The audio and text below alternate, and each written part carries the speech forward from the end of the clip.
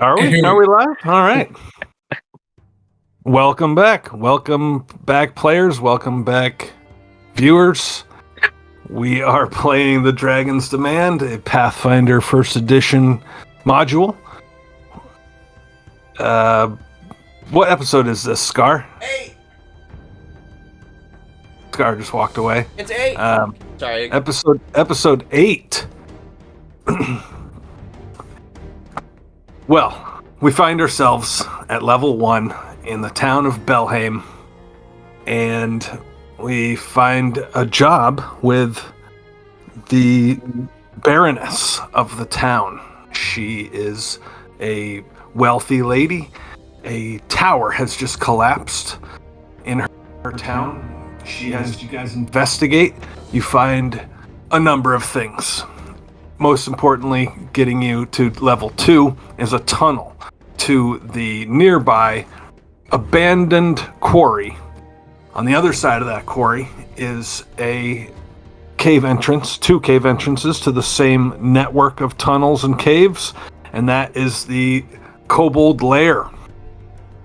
The Baroness has hired you to get them out of here. They're too close to the town. She doesn't care what you do. Just get them gone. Kill them. Ask them politely to move out. Whatever it takes. She doesn't care. She's going to pay you for that. And you feel like if you get all that done, you might just hit level 3. So. Ooh. You have worked your way. Right. You've worked your way through this kobold lair. You've wound up killing. You've killed. It just seemed inevitable. You couldn't talk your way out of it or anything. You had to fight some kobolds. You killed a good number of kobolds. You found a particular kobold tied up. Her name is Nighttail. You sweet-talked her and said, "Hey, we don't like the kobolds that tied you up. What's up with them?" And she said, "Oh, they're called the Blood Vow clan tribe. They're the Blood Vow kobolds. And she doesn't like them, so she's willing to team up with you to take down their leader." But she's regretting after last game. Yeah, you guys were not very nice to her. There's no reason for her to stick around. She could bail at any time. But you guys have... Oh, well, that's debatable. Go back and watch that episode. We were just really bad at killing things the whole time. And you were a little not nice to her, I must say. Yeah, Sean missed her throw this corpse just against the fucking wall right in front of her. That wasn't to her. That that was with the enemy. Except he wasn't fighting. He just told us shit, and then you just picked his body up like a fucking potato sack. Let's. It's been a little bit since we've played. I want to paint the scene here. You guys have entered a small tunnel that has opened up into a larger cave. This cave has a narrow walkway with 10-foot pits on either side of this walkway. I'd like to toss it first over to Isbot, who plays Albert, to describe himself, his character rather, and introduce himself however you like, because you are first into this room. You are on that little bridge. So we'll start over on the right side, and just for something different here, we'll switch it up and have Anthony, please, you go first. Tell us something. I'll tell you what, it's all coming back to me. I remember this room very well, and at the end of the last session is just rushed into my brain. So hopefully we can figure out how to single file line works here. We were struggling last time, but anyways, I'm Albert Broussard. I'm your little chunky stout wizard here, doing his best to avoid all damage as possible. Happy to get back into it. I've been missing the Pathfinder games, and I'm ready to get started. You want to go, Sean? Sure. Yeah, I'm Sean, or Scar. I'm playing Crumb. He is the half-orc fighter with dreams of grandeur, trying to start his own warband. Or mercenary troop, whatever you call it. But he's got a kind heart. Kind of a blunt instrument, though. I'll pass it on over to Harry. I introduce myself as Matthias. I am a cleric, trying to keep these guys, on the straight and narrow. It's a hard job. You gotta knock the rough edges off every once in a while, and I think a cleric is the only person that can do that. So it's tough, but I'm trying really hard. And by the way, I'm the second cleric in this group. Because the first cleric, he didn't do as well at that as he probably should have. User error, I think it was, right? It was just sad. But we're not going to go there. We're going to pass it on to our buddy Nico. Hey, I'm Miko aka Newman. I am playing Ulrich Stormbringer, the Viking elfin man from the north. However he got down here, that doesn't matter because the person he came with is very much dead. Once again, user error. And he's got some grand ambitions that are probably going to lead him to joining his body in the afterlife at some point. But we'll see. All right. Good intro. Let's just jump on into the battle map. Bring you guys over. Here we go. I think we need to pop out the initiative tracker. Yeah, the little rascal's still kicking, isn't he? Yeah, He's out a hole and disarmed. You knocked a dude down off the edge there. He is morally defeated, I remember. I remember him being very sort of unhappy about his situation. Probably pretty sad. Yeah. Really in the dumps. But, he's still quite the looker. He's got his looks going for him. I don't know. He looks like he's casting a spell or something. He's not. Yeah. Okay. So yeah, top of the round, it's you. Get a rock. I'll just carefully move and investigate this hole. Get everybody out of everybody's way.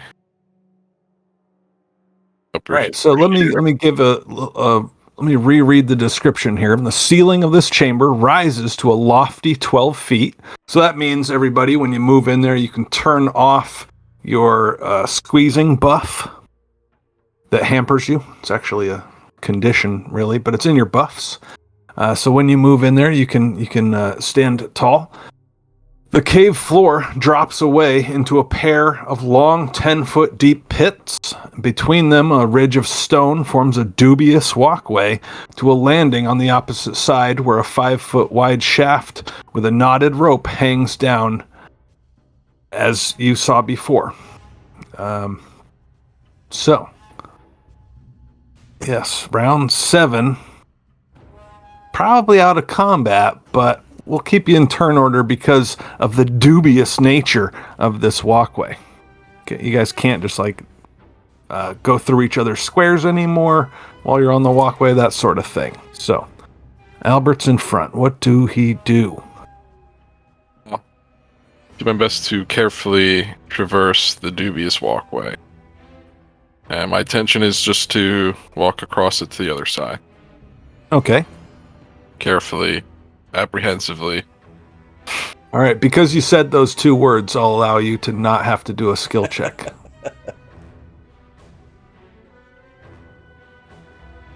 Is that all it takes? That easy. Those 2 words every time you talk. I'll just hang out by the hole. Do I hear anything under there? Down the hole, no.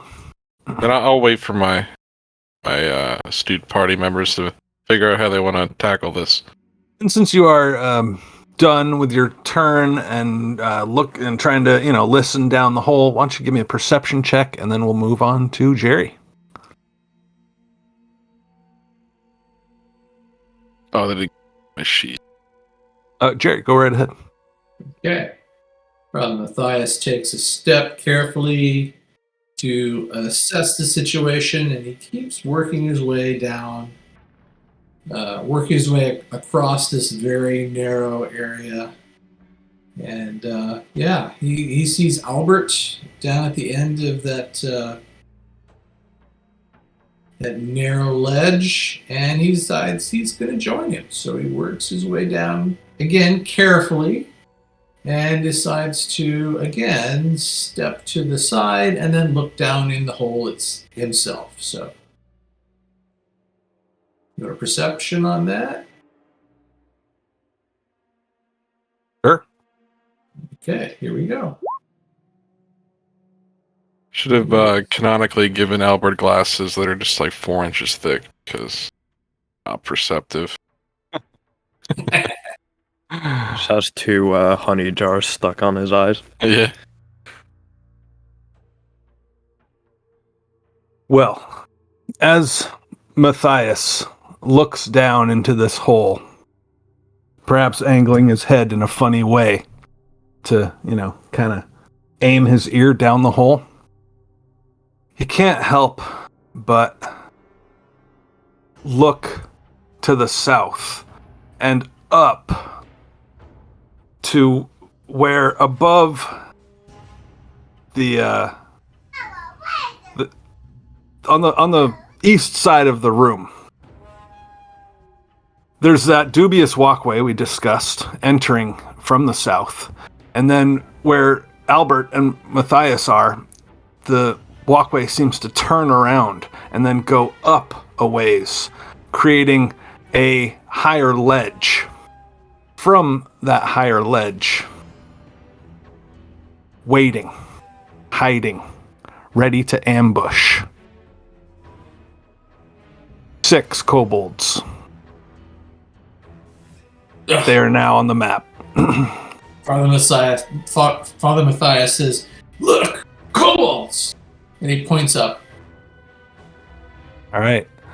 Why did So- the 2 squishiest characters go? Yeah, We had no choice. isn't that wonderful? So, Matthias wants to warn everybody, but the first thing that happens is these kobolds get off some shots with their slings, and you all cry like babies. I've got mage armor on. We're all right. Famous last words of Luckily, the the stream wizard. cannot hear all that.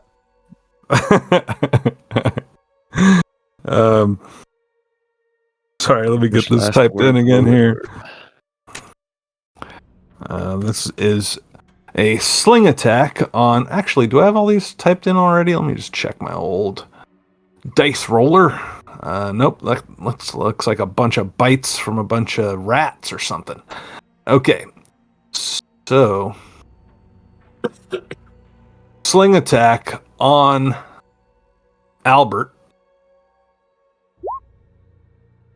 We're calling you flat-footed against this because you are surprised by them.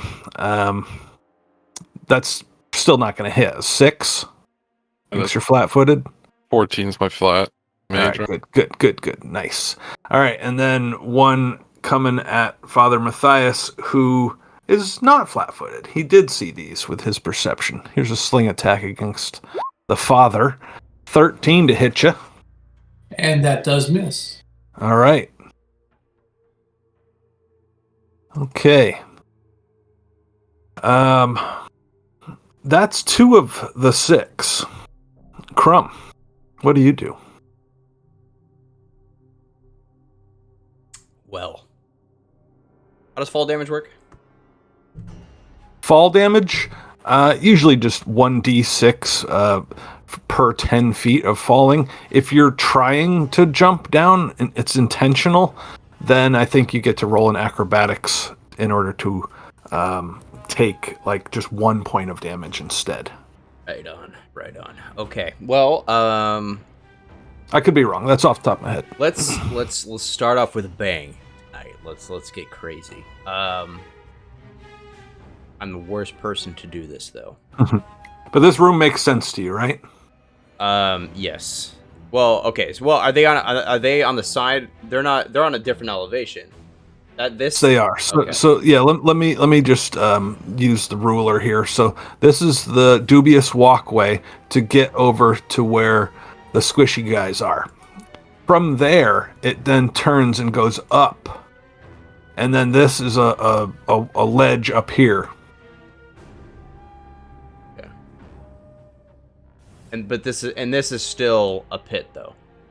Yeah. The pit is on either side of the dubious walkway. So there's a 10-foot deep pit that runs the length on either side of that. I'm the Cool. I'm the worst person to be in front for this. I'm gonna hold action to move across and let Ulrich and Nighttail pass me by. It's too narrow. You guys, I think, knew this when you squeezed in there. There's no room to let anyone pass you by. And you're not first, you're third. So, what are you going to do? It doesn't sound like I have a choice. I will Yeah. try to traverse the walkway.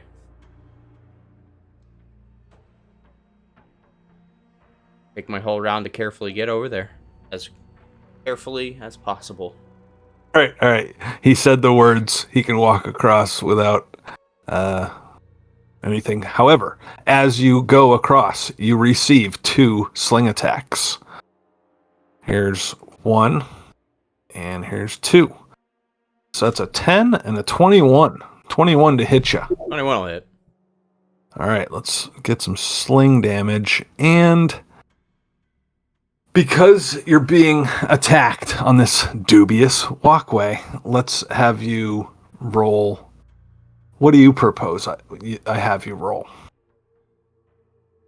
To not get knocked off as you're taking shots from these slings. I don't think pebbles would knock me off personally, but if it was something that was knocking me off balance, it would be, I would say, acrobatics.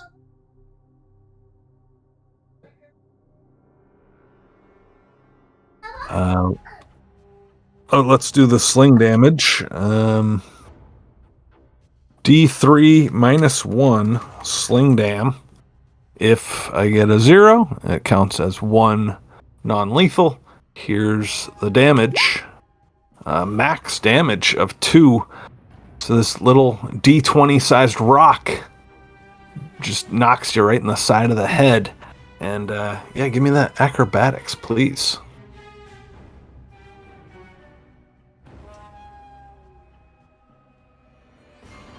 It's practically an automatic failure, but let's see what happens.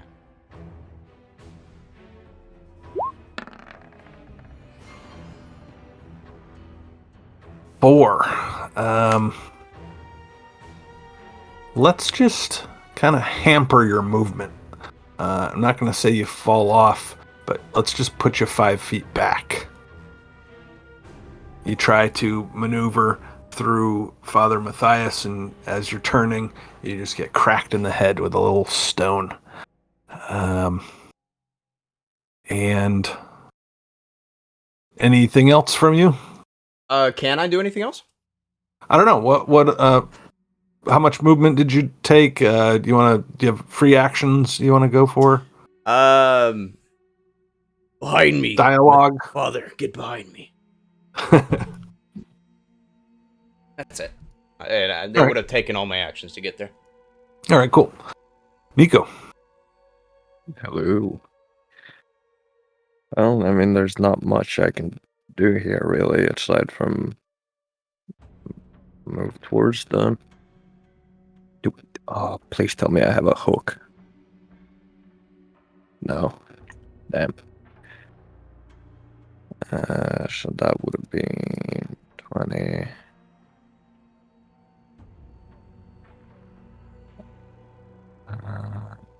can move up to here. And while I'm moving, I will draw my throwing axe. And just, I guess, toss it to one of these guys on the ledge here if I can. Okay, well, Just from here. you did not take care. You weren't careful. You weren't cautious of this dubious walkway. So, give me that acrobatics roll. I'm also going to roll a couple sling attacks at you. Natural 1 and a 9. Not so good with those attack rolls. Your acrobatics is okay. So, what are you trying to do? You're trying to attack them up there on their ledge? I have throwing axes. Sure. All right, so I'm going to give them cover, but go ahead with your attack roll. And from this one here closest. So, throwing axe. Nice. A 20 versus his AC, even with that cover. I'll take that damage. You kind of wing him a little bit. I just run across the walkway, slide, fucking tossing that. All right, nice.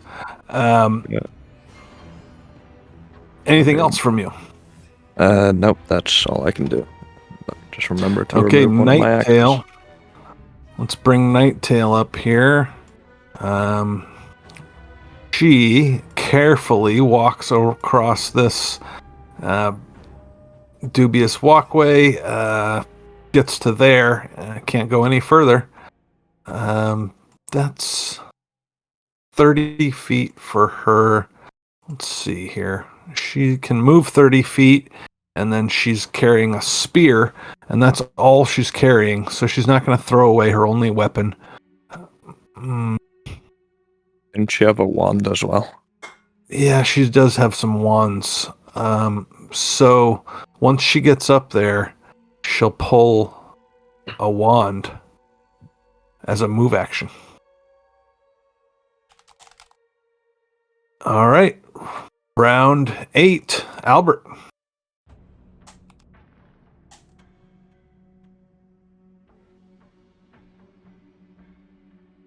Dramatic silence. Sorry. I would like to hold my action till after. After Crumb? Yes. Okay. Move you in the turn order. Father Matthias. Brother Matthias pulls out his wonderful, marvelous, fantastic crossbow. It's just a crossbow. It's wonderful, and it's wonderful. Yeah, it's a wonderful one. You read it. It's right on the bottom. It says wonderful. All right, Anyway. It's not wonderous, but go ahead. Not wondrous, just wonderful. And he Fabulous. and he loads it, and that's his entire turn. All right. Okay, we've got 6 kobolds. 2 of them go now. 2 of them go after Crumb, and 2 of them go after Ulrich. Yeah, that's right. So let's try to knock Ulrich off of that dubious walkway. That's this episode's name. We don't name our episodes here, but if we did, Funk Dubious Walkway. All right, here's a sling attack. 2 sling attacks coming at Ulrich. Another natural 1, and then a 14. If that just hits. Nice. Let's give you some sling damage. I updated the stream name. All right, 2 lethal damage on Ulrich as the top of his head, a little stone just blasts off the top of his head, and it hurts. And there's nothing written about reflex saves, but there should be. On this walkway, you're like trying to dodge and whatnot. Okay, Crumb. Oh, after these two right here, after they throw those, after they launch their slings, then as a move action, they pull out spears. Got it. Okay. Since Matthias did not move behind me, I will just move in front of him. Sure. And start whacking. Let's see. They're kind of out of their squares. I apologize for that, but go for this guy. They're small, and we'll say that you have two of them in range. Okay. Well, I'll start with this one, and this is going to be a cleave. Hell yeah! And do I? Is it just an attack, or do I need to? Is there an actual cleave button? I'm trying to see if it exists on my sheet here. I don't think it does.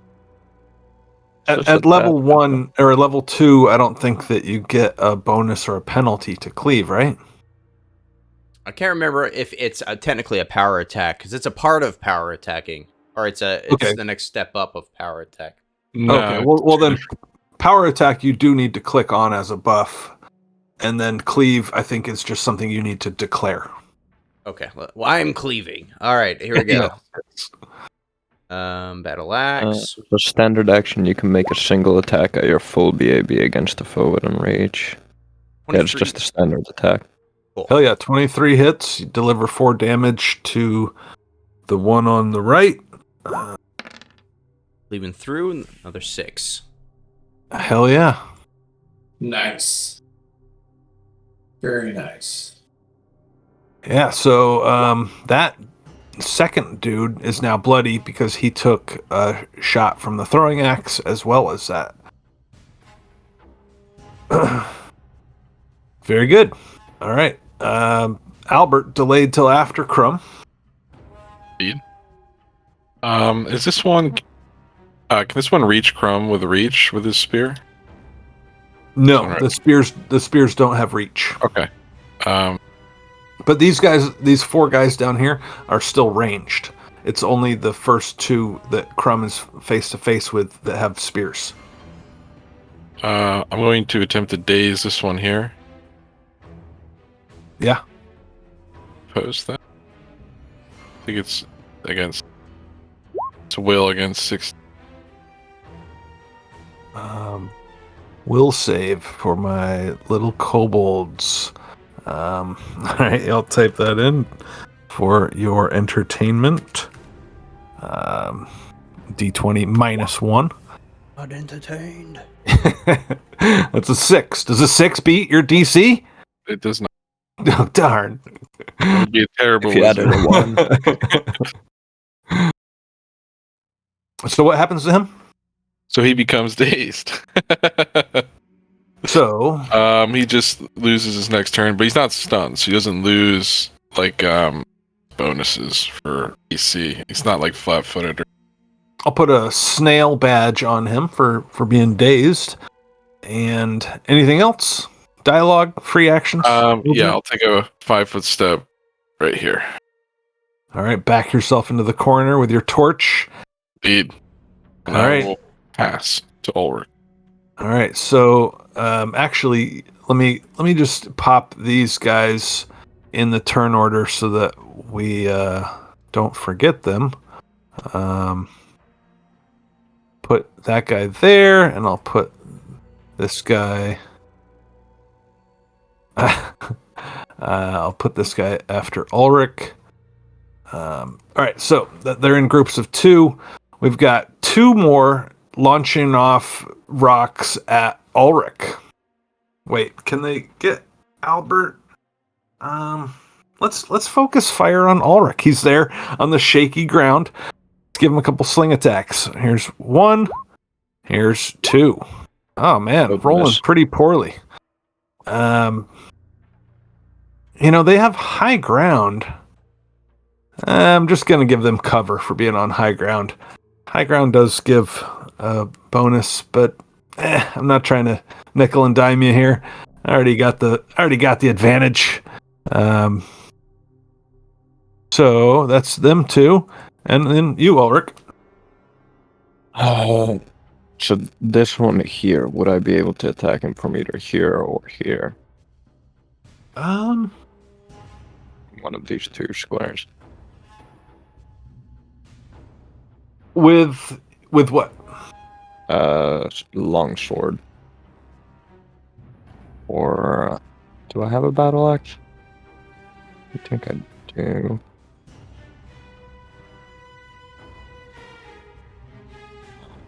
Weapon. Yeah, I have a battle axe as well. Let's see. A curtain of rock on the eastern side of the eastern pit hides a stretch of tunnel. Gaps in the rock allow for the 6 kobolds there to observe any attempts to cross the room. Once the kobolds see intruders, they start shooting their slings using the openings as improved cover. So I'm going to say no. I think you would have to get back behind, maybe back behind Crumb or even Matthias to do ranged attacks, but we got a little sneaky spot up there for these 6 kobolds. I might not have even. Anyways, go ahead. This is so. Would I be able to, if I like jumped over and climbed? Would I be able to? So get the on way this that's spot? described is they're behind something. They're attacking out of basically arrow slots, arrow windows. So no, maybe more ranged attacks, but climb up there, no. 2 more axes, so that's. Yeah, I'll just move over to beside Matthias here, drawing another one of my axes, and I'll just toss that one at this guy since he's at this angle. Maybe there's no cover for him, but Okay, yeah, we'll give that to you. So you're you got a torch in your left hand and you're doing throwing axes in your right hand. Yeah. Okay, sounds good. Let's see that attack roll. I'm gonna say that 15's a miss. Their AC is 15, but they're in melee combat and you don't have precise shot. So sorry. Anything else? no, that's it for me then. All right. These last 2 are going to fire their slings at Nighttail.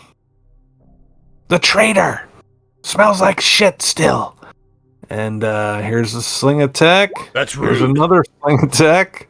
Now Crumb's all in her defense. All right, they both hit. And here's 2 sling damages for Nighttail. All right, 2 non-lethal. Okay, and it's Nighttail's turn. She will move through Ulrich's square if he lets her, and get up to there. I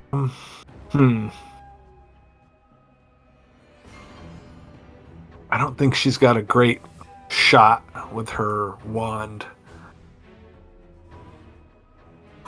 Let me think about that for a minute.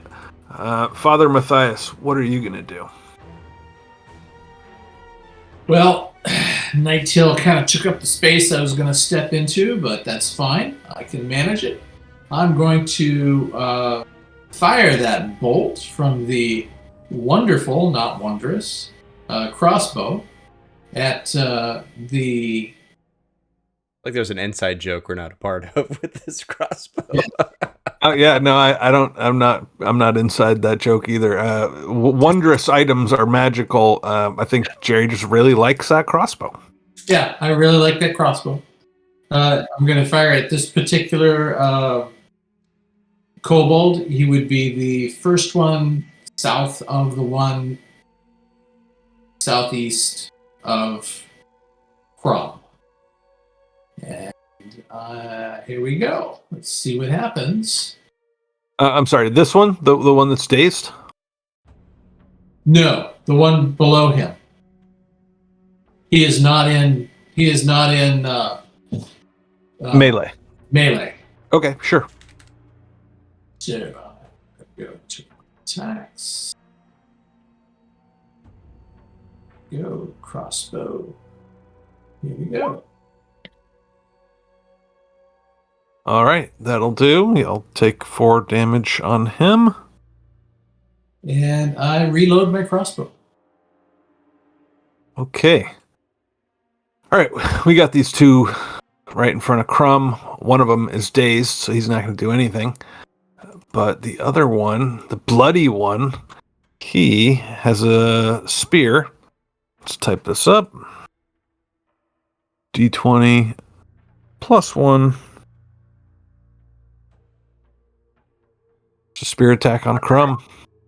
14 to hit. Negative. All right. The kobold, the bloody kobold who misses, shrieks. It's not a word. He's just screaming, and he's right in your face. What do you do? My immediate urge is to punch him just for screaming in my face. But this is still the CMB CMD rule set, so I really feel like taking that. To be fair, he's not screaming in your face. He's more like screaming at your waist. True. It angers Crumb nonetheless for some reason. No, we have plenty to get through, and I'm not going to be silly. So let's just go ahead and get a nice another cleave in here. Hell yeah! Roll 17 for time. 5. Do I assume you're going in the same direction? Yeah, or? same thing as last round, cleaving from my right to left. Okay. Awesome. So yeah, that guy's dazed and bloody, but just hanging on. 21 for 5. All right, that dude, you can describe your kill as you cleave him down. So with his right hand, as he's holding up a shield, I cross and slash across the first one's face, and then just accelerate with anger, visible anger, as this guy's yelling at me. And as he's screaming, I just completely decapitate him, and you hear like this weird, like high-pitched scream go higher pitch, and then into a gurgle as it flies down the 10-foot deep pit. Actually, he just smashes up against the wall because he's in a little enclosed space. They have like arrow slits to like shoot down, so he's still there, but he's small size. He does not impede anyone's movement. Nice. All right, Albert. I'd like to hold my action till right before Nighttail. Okay. So that leaves me with 2 kobolds who are doing ranged attacks. I'm going to say that their buddy is not really engaged in melee with Crumb since he's dazed. I'm gonna allow them the no penalty on their ranged attacks because their buddy is just, I don't know, getting hacked through. Here's 2 sling attacks on Crumb. An 11 and a 17. Negative. All right. They try. They fire off their slings, and then they get their spears ready because they're pretty much caught here. They thought this was going to be a good strategy, but yikes. All right. That's 2 of them. Ulrich. What the fuck can I actually? Well, where Matthias and Crumb are is not a dubious walkway, so you can move right through there. Yes. Yeah, that's literally what just came to my mind, right? Okay, good. Yeah, so if they allow me, I'll move through here, and Crumb can kill the dazed one. I'll power attack that boy with my longsword. Sure, Which I you move drew and pull one your moving longsword. Yeah, the longsword that I won a wrestling match for.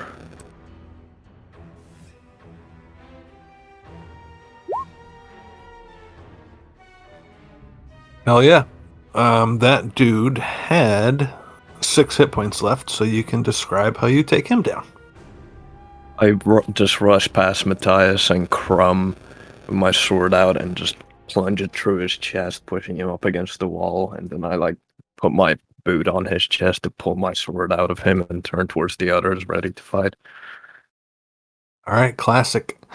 Okay, so the 2 in the back. They are going to do Kobold 101 and launch their slings, and then after they're done with that, they'll ready their spears. So here's 2 sling attacks on Ulrich. That's a 9, and that's a 4. All right, so they dump their rocks on the ground, and then they pull out their spears. Okay, Albert. Okay. I know spells can fail. Can cantrips fail? Because I'm just going to daze again. Do I have to roll that every time? Does that make sense? It makes sense. What did you roll? I mean, it does say spell failure check. Is that like a thing, actually? No, that's if you have armor on. Yeah. So I think I'm good. Yeah, we could take that off the character sheet if Okay. Then I'm just going to I'm going to daze this one here. So against 16. Actually, he might be too far. Just double check my work. If you hold the Option or Alt, you can That's right. break out of the squares. Yeah, I can just get him. So I'll daze that one. So his will against 16. Yeah, here's a will save for you. Ooh, fail. All right, so he now will take the snail badge, but then this guy gets to remove his, right? Yeah. First dazed guy. Okay. I just can't daze him again. I don't know if you want to have a mark, but the whole shtick. he's not going to live through Yeah. Crumb, but he will get to act before Crumb. So, Albert will just yell, "He'll have at 'em, boys!" All right. Nighttail is like, darn it, and she puts a wand away, and that's a move action, and then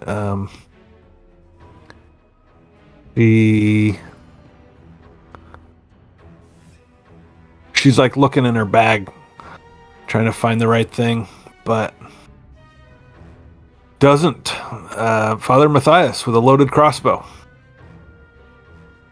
He decides to fire at this particular kobold, which is the one just southwest of the one that was killed. I saw you ping it. Yeah. Ulrich. Okay. And he's dazed. And he is dazed and confused. For some of us people who like. No, just dazed. Yep, good movie. Not mechanically confused. That is a thing. So nice attempt, but not nice enough. Nope. And he reloads his crossbow. All right, running through those bolts. Keep count. He is acting appropriately. Okay, so it is this bloody, newly undazed kobold right up front here. He has the option of Crumb or Ulrich. Crumb's been cleaving through him while he's dazed. Let's stick with Crumb here. Spear attack on Crumb. That's a natural 2 for a 3. And then it is Crumb's turn. Crumb is going to let out a roar and an orcish rage and just begin bashing this last guy with his shield over and over and over. Maybe one time. That'd be good. No, I'm gonna do it next round too if he doesn't die. Okay. Or if he dies, I'm still going to continue doing it too. Okay. I'm the blood rager here. You don't have a right. Yeah, flavor rage. I'm gonna Go for it. showing you up, man. No, that is a.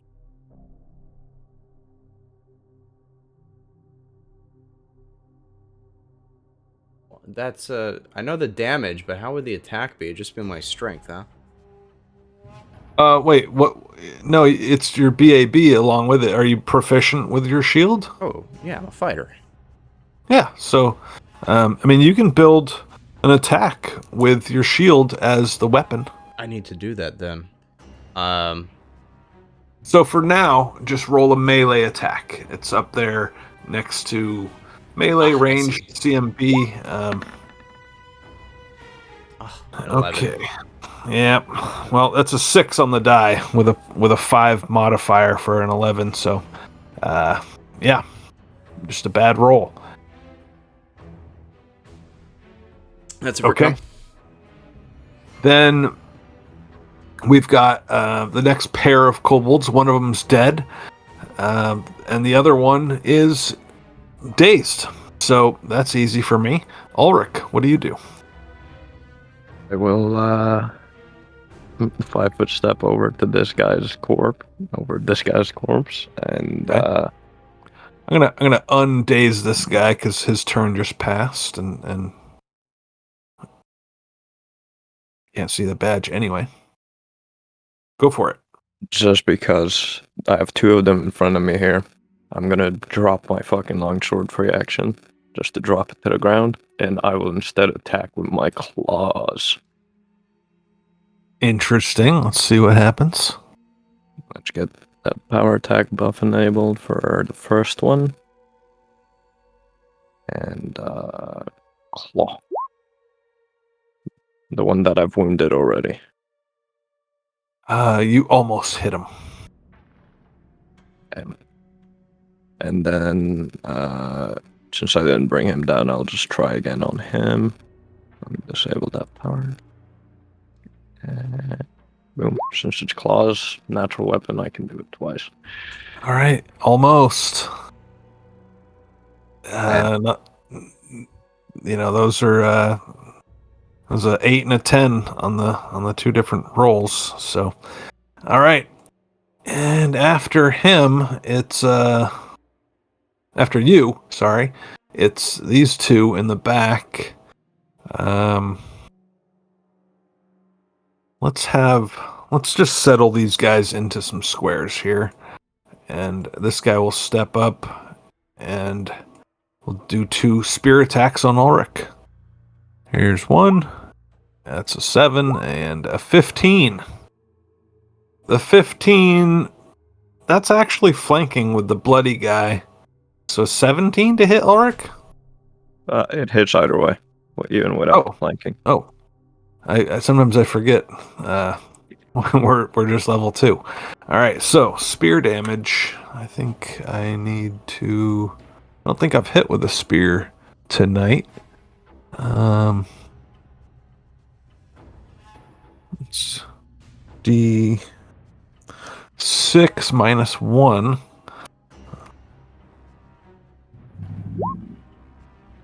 All right, so 1 point of non-lethal damage.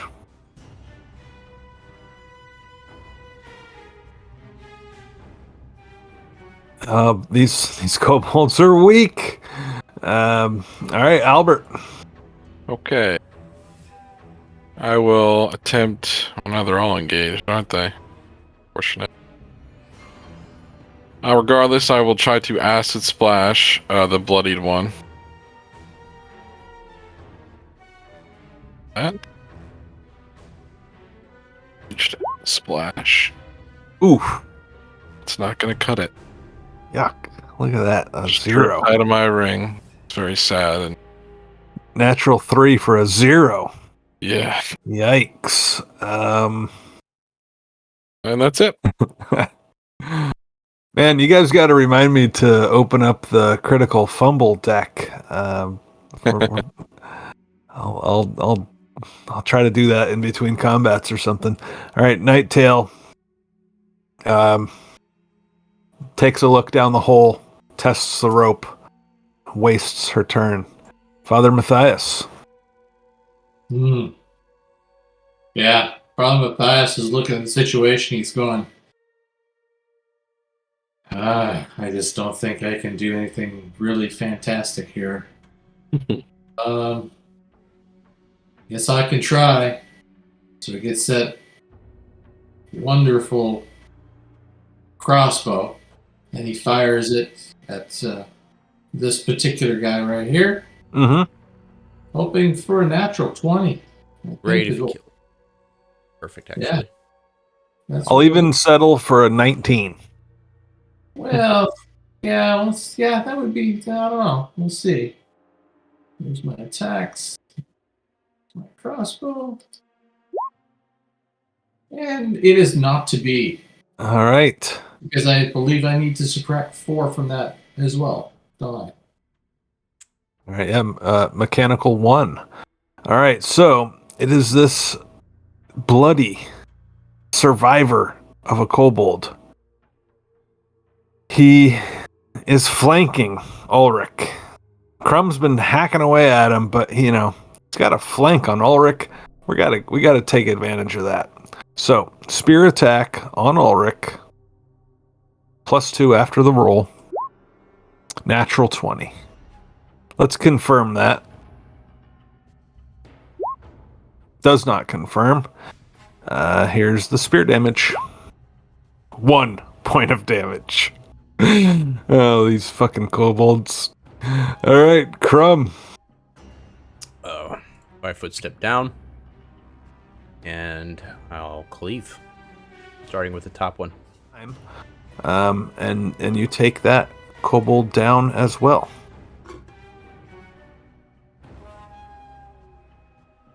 Anything else from Crumb? No, that's it for him. All right, solid. And that was that kobold's turn. So Ulrich. Well, I have 2 targets in front of me, so more attacking with my claws, I guess.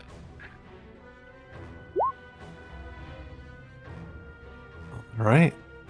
Which one? On the one below me directly first. Okay. And then if that brings him down, I'll attack the next one. If it doesn't, I'll attack the same one. It makes him bloody. Okay, then second attack on the same one. Yeah, and that'll kill him. I just rip into him with my claws, just like Wolverine style, stick him in his chest, start ripping, whatever. All right. That you can do that. And it's like so great. What's Ulrich's face look like when he does this? Surprisingly calm. No rage going on. He's controlling that. All right. My last kobold. Spear attack on Ulrich. Misses. And he 5 foot steps into the back of this little cave and cowers. Albert. If I don't attack him, does combat end, or if he's cowering, is he surrendering? I ask him in Draconic, do you surrender? Good way to start it. He is timidly holding his spear. He's just watched 5 of his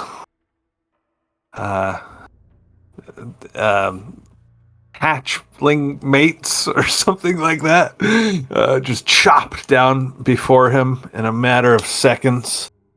And he says, "Will you show mercy?" in Draconic. I reply, yes, we are merciful. Lay down your spear. He throws down his spear. Free action. Still your turn. I do not attack. I just I tell everybody he surrendered. Okay. Yeah, I'm sure it was a shouting exchange between the two of you. I just know everybody can't understand me, so just Yeah, making that sure. that too. I'm the only one that understood that. Yeah. I'm just saying that in order for you to talk to him, he's 30 feet away. So the two of you were yelling back and forth. Oh yeah. So they know that he did say something. Ulrich understands. Ulrich's standing there, dripping claws. Nighttail obviously understood. She doesn't do anything. Jerry. Well, I'm a follower of Gorham, so I can't attack him anymore. He surrendered. Father Matthias looks over his shoulder at Albert and says, "Tell him to jump down into the pit or into the ravine, and he can climb out of there at his leisure. We have much to do." We disarmed him first, right? Yes. Okay.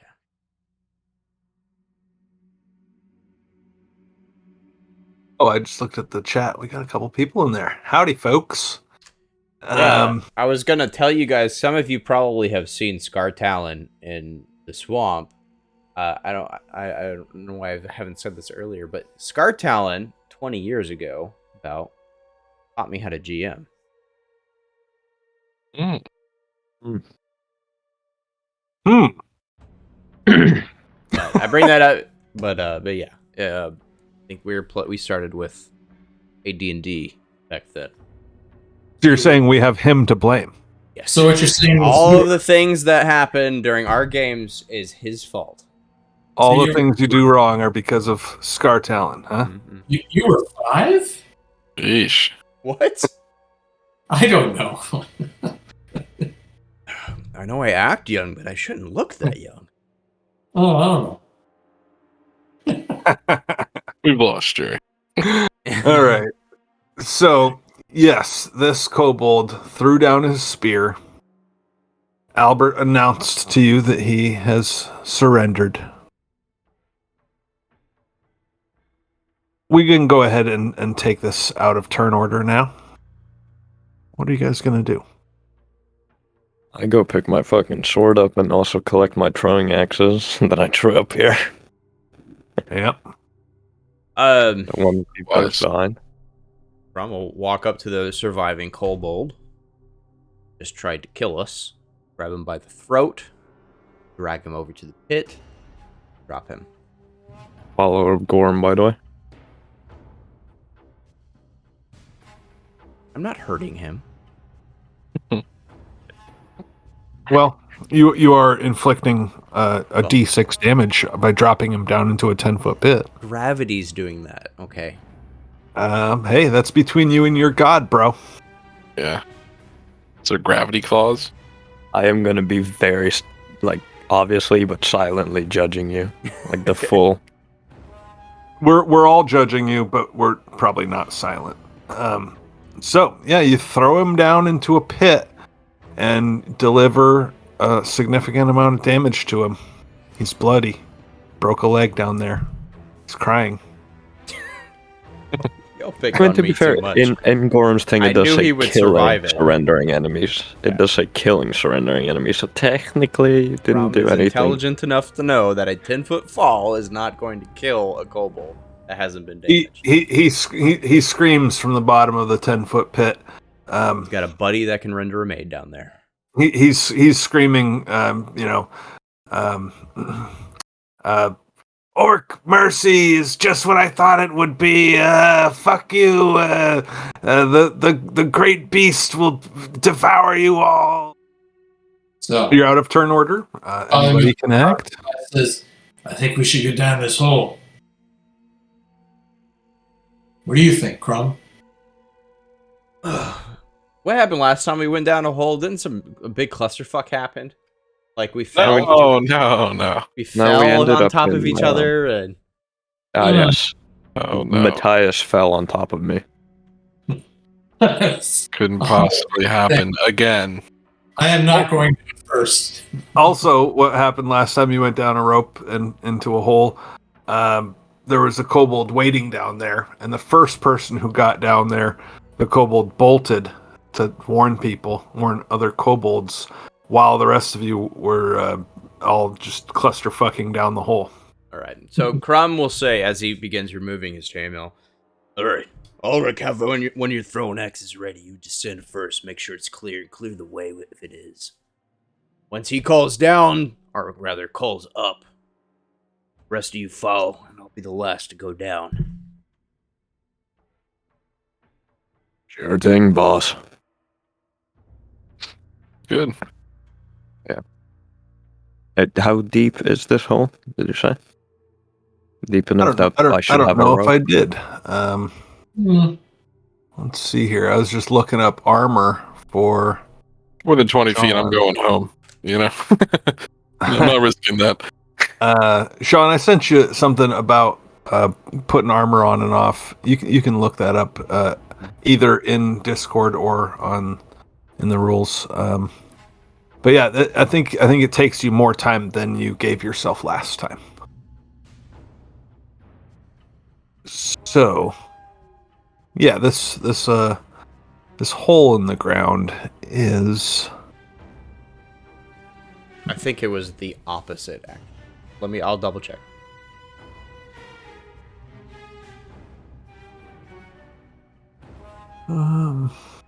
Okay, this knotted rope hanging down is.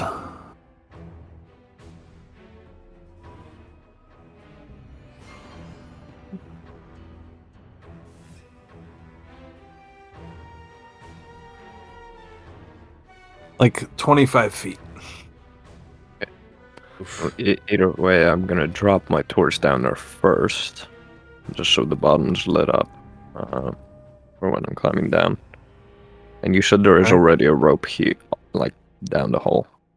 Yes, we're just looking for I say, a DC 15 climb check.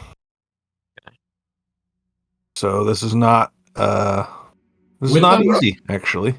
It's knotted, but it doesn't have like loops. That's what makes it easy. This is for these little kobolds to go down, not you big boys.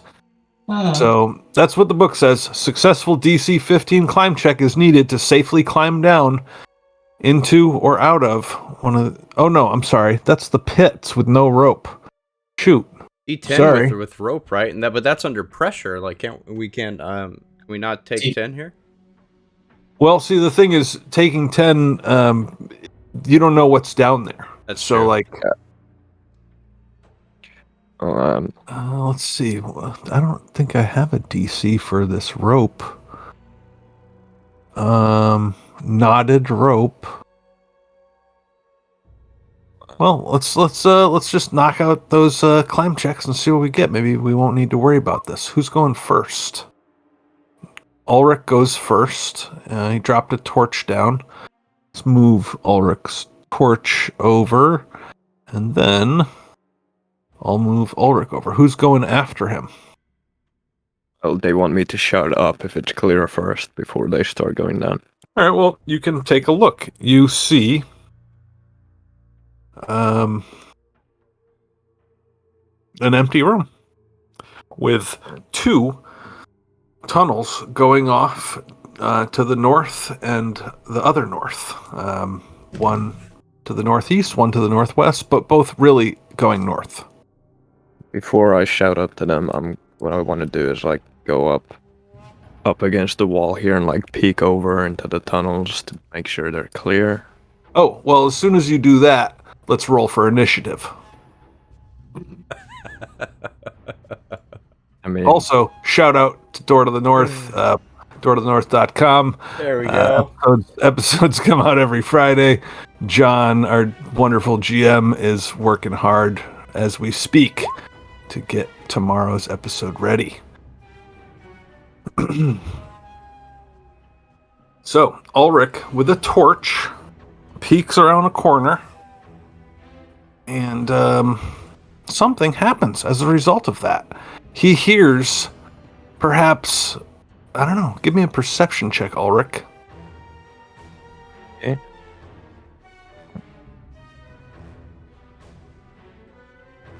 There we go, perception. Oh yeah, 20, baby. Real good. I you can definitely hear everything. something. It sounds like footsteps, shuffling, scratching, perhaps. All of those things, as well as muffled whispers.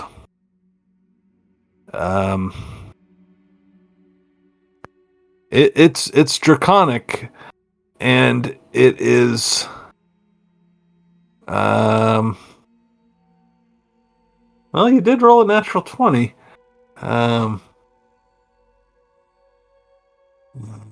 Something to the effect of get ready.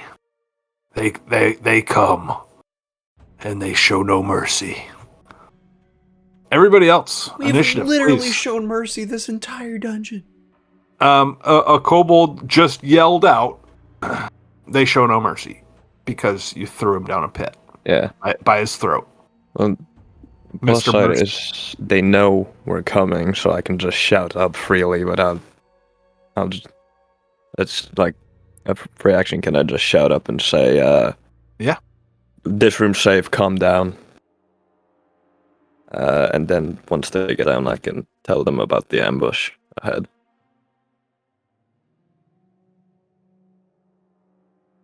So I wouldn't want them to know we know about the fucking ambush. Crumb, initiative, please. Oh, sure. So, How long does it? How much time? Because since we're getting into time and how long things take. How long did he descend? A full turn's worth. Got it. So, literally pulling the collar of the chain shirt over, then heard that, and then stopped.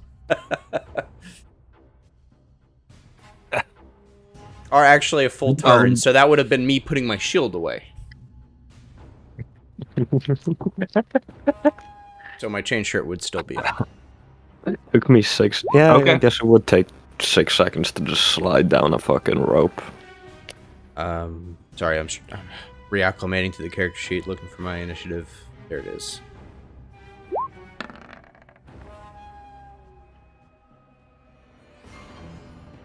Okay, looks good. So I don't know what order you guys were planning to go down the rope, but Father Matthias is Jerry on the spot. I think this is pretty much what we were going to go with anyway. Yeah, I think it was pretty close. So, but now that he knows that there's something going on down there, he's actually going to take a moment and he's going to cast a spell. It's his last time that he can cast a spell. He's gonna do Shield of Faith. It very well may be the last time you do ever cast a spell. Yeah, it could very well be. Is it time for cleric number 3? Yeah. Or are you gonna go war priest or something? Well, we'll see what happens. Well, why don't you click that spell, pop it in the chat. We'll move on to Nighttail, who is surprisingly hanging with you guys. She will climb on down. Let's see, her climb skill.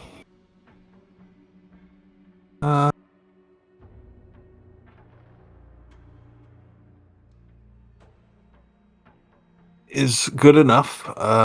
So she will head on down.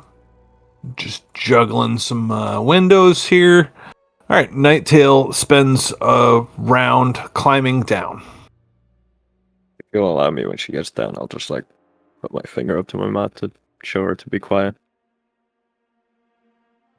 Albert. Okay. Albert will attempt to descend the rope. He asks that you avert your eyes. Consider them averted. Are you a commando wizard? Negative. That looks like good to me. Yep, that looks good to me. So let me move you and your torch. Hope that inspires you, Crumb. My presume- -5 debuff. I presume you just dropped your torch on down there, and you are now down there, and that took your turn. -5 amateur hour. Let's see what a -7 does. All right, so Ulrich, it is your turn. Yeah, I'll who that came down. I was gonna do it in Draconic, but then I realized, yeah, those guys up there speak Draconic. So I common just quietly I say, "There's an ambush up ahead. Don't move along until everyone's here." And for now, I'll ready an attack in case anyone comes in from up there or they decide to charge us or something. Yeah. Am I the only one with dark vision? I think so. I have Yeah, low light vision. I don't have. It's a half orc and 3 humans now. Is it so it's torches Night how tail much does. low light? Well, humans can't see low light, can they? 20 of bright light and then another 20 of low light. I'm 25 feet up. Is that right? Yes. Well, I guess I should just start with what I'm getting to is, can they see me when they're down there at the top? Oh, can your party see you? Yeah. I have light. Well, you don't have light up there. Exactly. Oh wait, like Matthias is still up there. Sorry, Matthias is still up there with light. So, are you guys like huddling at the base of the rope right now? I'm at like one of the 2 tunnels coming out of it. Waiting for you to fall.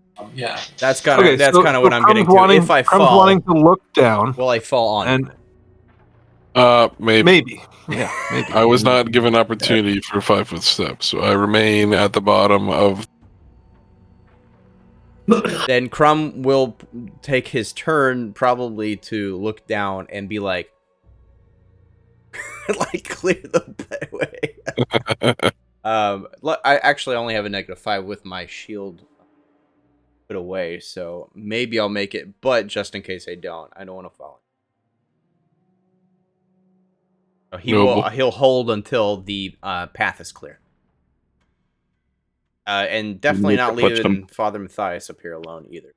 He's gonna go. You need to put some ranks and climb, mate. It's not, dude. I actually did. So you can't. You're at the bottom of the turn order, and you're wanting to delay until later. I'm going to say no. What are you doing while they're climbing down? Then I'm just waiting. Okay. I just lose my turn. Yeah. Unfortunately. All right, Matthias. Okay, so I guess Matthias is gonna climb down there, and here goes the climb thing. That's not going to be as much fun as it should be. You don't say. Oh boy. Yeah. We are not getting off The on the second right time foot, you've done Matthias. this, it's the second time you've fallen So on someone. Matthias is just like, well, I can do this with the torch in hand. I know I can. I just need to like put this in up, and then he goes and he takes a big old fall. Let's just throw 2d6 at you, and then why don't we have Albert and Nighttail do reflex saves?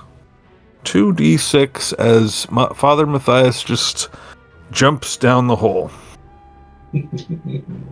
All right, 7 damage. I think maybe you sprained something.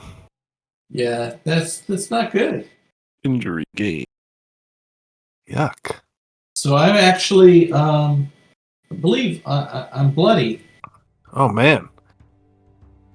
So since I fell down, yeah, that's a roughie. Jesus.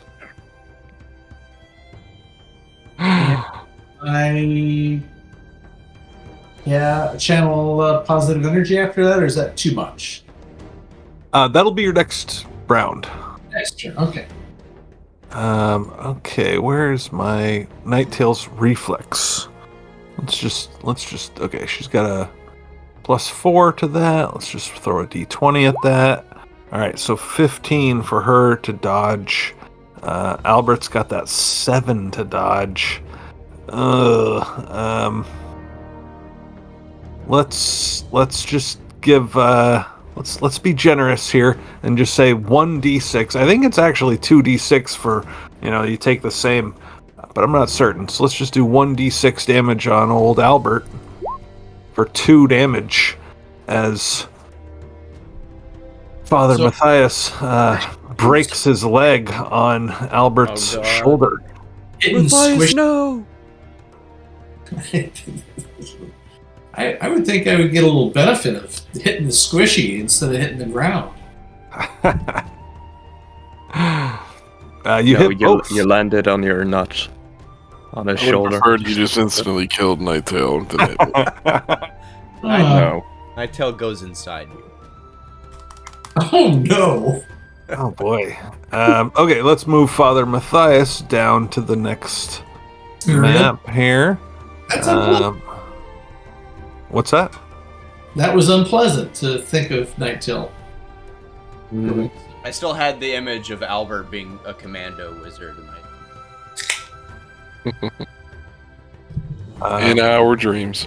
Yeah, sweet little Nighttail. There she is. Okay. Albert, you just got cracked by a falling cleric who now lays prone next to you. Maybe move before a bigger target falls on you. Yeah. I'm going to take a 5-foot step once I start panning and viewing. I hope you do. I took my whole turn to say move the F out of the way. 5-foot step for Albert, huh? Then already in action, in case I get charged by a kobold, I will ready daze. If one comes at me. I don't know if you can ready a spell. Please look that up. I think I want to say no, but I don't want to say no. Like, I think it's no, but I want to say yes is the thing. If you can look that up in the meantime. Absolutely. And Ulrich, it is your turn. Just so Crumb can actually move this turn. Can I go over to here and how far could I drag Matthias if I dragged him away from the rope area? Would I be able to get him to here? Nighttail and you can both do that. Okay. Drag his prone, bloody body over there. All right, solid. It's better than him dying to Crumb falling.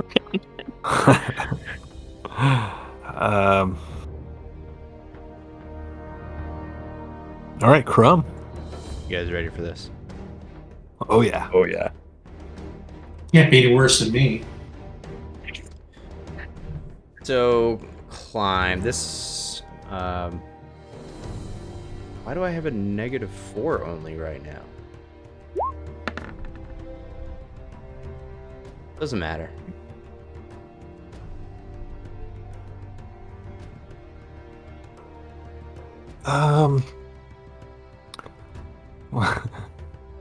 Doesn't matter, he says. Is that doesn't matter good or doesn't matter bad? It was a 9 with a -4, so if it was a -5, it would have been even worse. It doesn't matter. Inspiration. A knotted rope, DC 5. Oh, it's knotted. Nice. Well, there you go. How did you fall, Matthias? It's called a now. Just missed. I rolled a 1 with a -1 on my climb check. You just literally tipped over into the hole. Down, as I looked down, I fell into the hole. All right. Yeah. Crumb takes his turn to get down there. And now it's round 4. Father Matthias lays prone and bloody. So now I can I can channel positive energy, which I'm going to do. You could also Sure, you stand up so you're not prone. You can do I'll both be- of those things. And it's good to be Okay. prepared for the inevitable. Yeah. All right. So Matthias channels. He stands up, and he can remove the bloody badge and the prone badge, and that's it for him. How do you remove it? You click on it. Oh, Nighttail whispers quietly in common as she prepares her spear. She says, "I've never been to this depth. This must be the boss level." Intuitive of you. 3. I'll say back there. Yeah, just be careful. You have an ambush up ahead, as I said. At that moment, Ambush it. the ambush from around this corner, from around the southwest corner, comes something you didn't expect to see. He steps around the corner. He's 5.5 feet tall. He's thin. He's a skeleton. Creepy skeleton. In that Um, little art, he looks like he has a real swagger walk going on. He does. Oh yeah. we were talking about like outdated tokens. This is my old style of token. The top down. I'm not a fan of this token, but I didn't replace it. Maybe I'll get to that some other time. But anyways, the skeleton comes at you, and it Charlie's sees only got Albert 3 times. first. It has a broken scimitar in hand. It comes down with a chop. Let me type this in. I could just roll a d20 since there's no mod. But broken scimitar attack on the wizard. You didn't know he was coming, but you're already in combat. We'll just count that as a miss.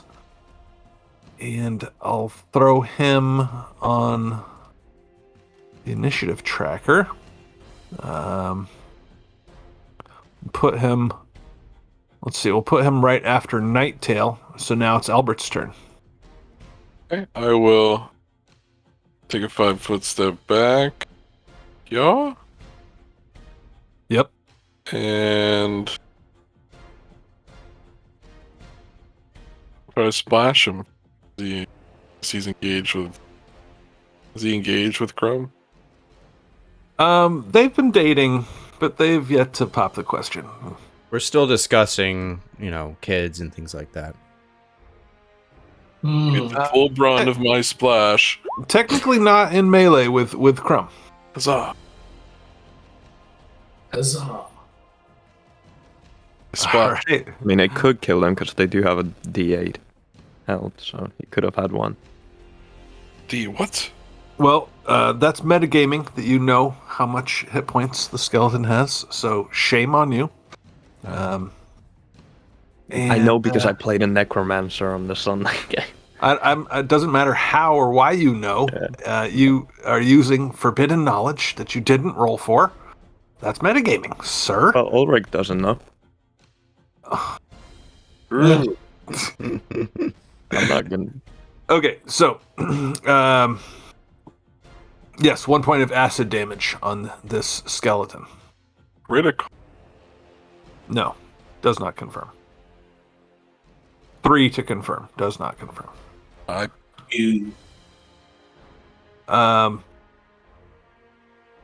So yeah, if anybody wants to have their character know qualities about skeletons, we're going to need a knowledge religion roll. And I'm not going to have you roll to determine if it's a skeleton. It's a fucking skeleton. You look at it, you know it's a skeleton. No big deal there. But in order to know its stats and such, in order to have your character know its stats and such, requires knowledge religion. All right, so... I don't know, it looks like my mother-in-law. He nudges Albert. Fuck. No, we were related, Crumb. The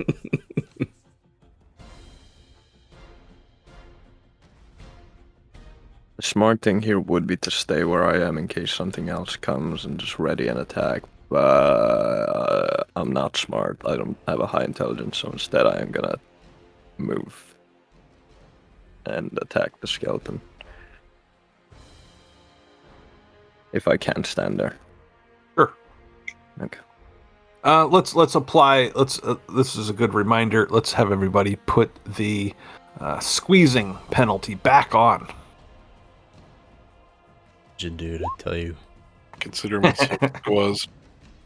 All right. So cold iron longsword comes down for 7 slashing damage. Yeah.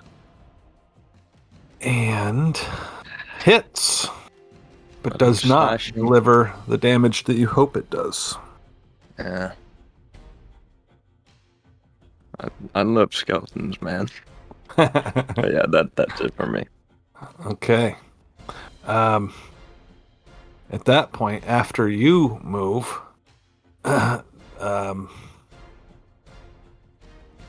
this other skeleton comes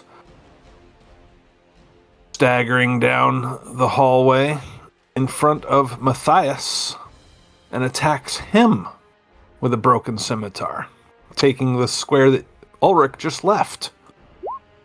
9 to hit. Definitely misses. Let me just put him in the turn order.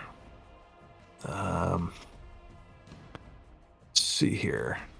Did the skeletons also have the layer squeeze applied? But you said they're 5.5. I don't know. I think their stat blocks are pretty static. Maybe they're Crumps. really small skeletons. Are these skeletons squozzed? Are they squishingtons? Stupid. Let me see here.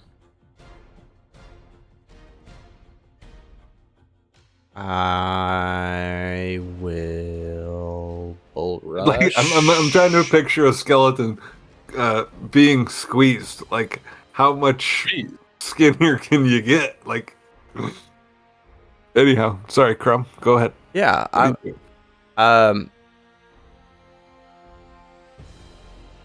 All right, 19 to hit. Definitely hits. You would have sliced his throat, cut through his ribs, but instead it just slides right through. You deliver 0 damage. Knowing stuff about skeletons just makes that more painful to watch. Yeah. If he had been all fleshy, you would have slashed right through his flesh. But there's no flesh to slash. All right, Matthias. So, Father Matthias has a special ability called Lore Keeper. With a touch attack, a successful touch attack, he can find out things as if he rolled. And here's the thing: would be a 15 plus 1 plus 4, as if he rolled that on this creature. So he needs to do a touch attack first. You can find a touch attack somewhere. So that's melee, right? Yep. So here's my melee. So you're reaching out to, like... Reaching out. Touch him. Yes. Okay. Yeah, 13 will touch. So I have the equivalent of rolling a 19 knowledge You not have knowledge religion? It looks like it would be a 20. This would be better than a knowledge religion for me, I'm pretty sure. Yeah, because it's 15 plus your cleric level Use my lore keeper, so and your wisdom mod. So that would be a 20, wouldn't it? Okay, so what do you want to know about skeletons? What do you want to know about fighting skeletons? I'd like to know what its weaknesses are and what its strengths are. How it's what would damage it more easily and what it's resistant of. Absolutely. It has DR5 bludgeoning, which means all the damage that you deliver is reduced by 5 unless that damage is bludgeoning damage. Yeah. It's also immune to cold and immune to mind affecting effects. You can't, charm it or things like that. Can't put it to sleep. It has no blood, so it can't bleed. Can't be poisoned. Excellent. Right, yeah, so Father Matthias knows all of that. Okay, so he finds a way to pass that on to everybody else. He says, "These are tricky guys. We've got to essentially beat them into submission. We have to use bludgeoning tools or something to hurt them. They're resistant to many other things, and you just aren't going to be able to hit them easily. It's kind of scary." So I think that's my turn. I think I can take a 5-foot step back. Although that does, it says that it's an at-will. So let's see. That only means that it doesn't cost you. You can do it as many times as you want. Right. But it's a touch attack, so it's like a standard action, right? Yeah. Okay, so I can take a 5-foot step back, which I did. All right, solid. Nighttail. She's got a spear. Doesn't do bludgeoning damage.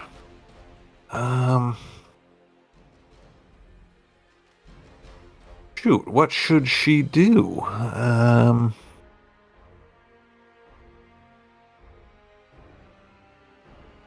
Use the blunt end.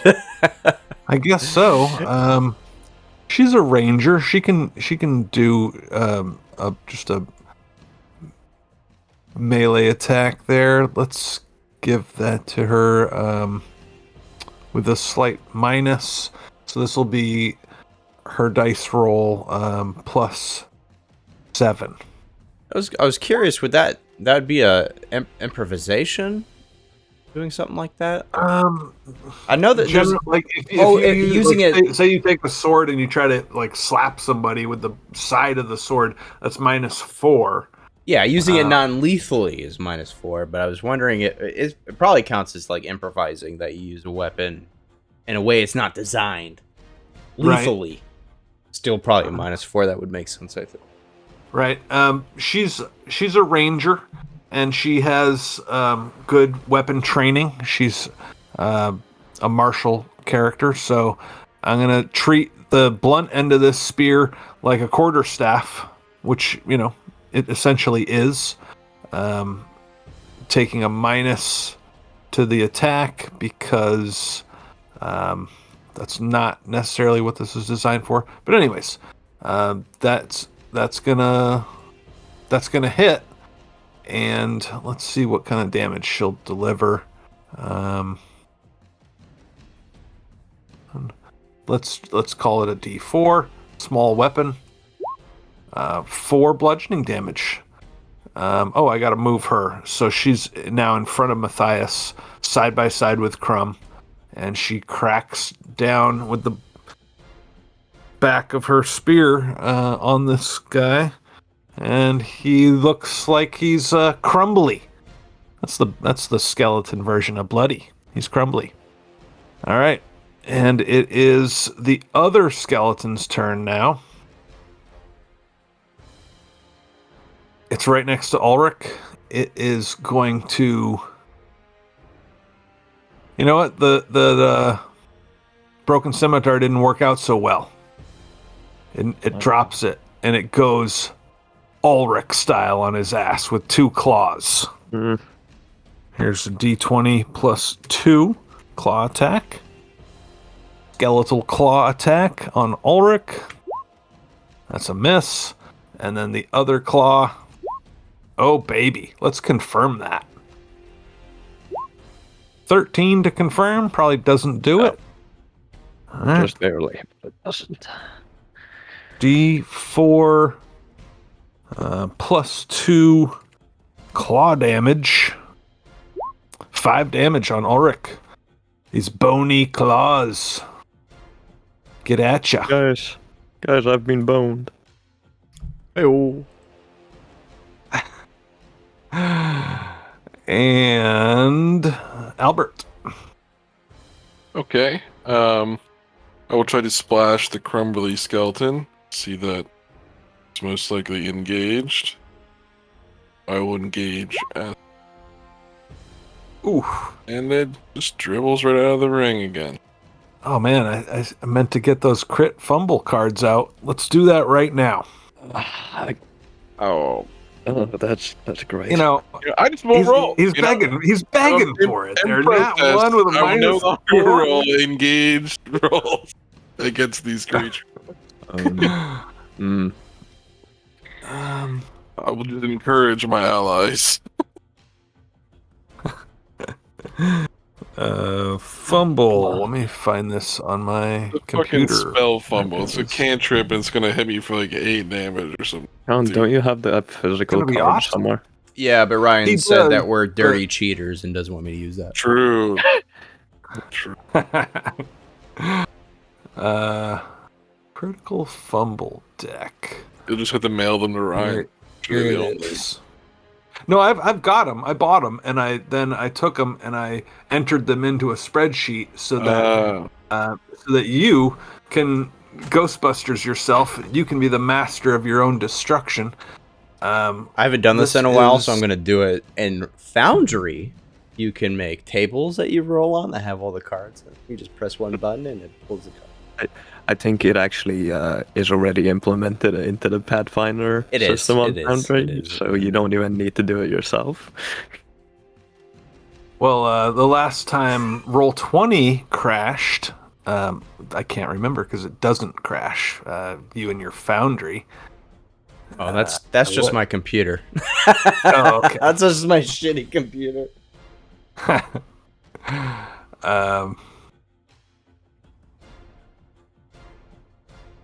Okay, Pathfinder, critical fumble deck, spreadsheet, found on my computer. So, we are looking for a... D53. Is that a Yes. reference I don't get? No, shoot, is this not... What am I doing here? This doesn't look like it's all loaded like I remember it to be. Is this I guess we'll have to complete? default to the code. Maybe. You merely adopted the fumble cards.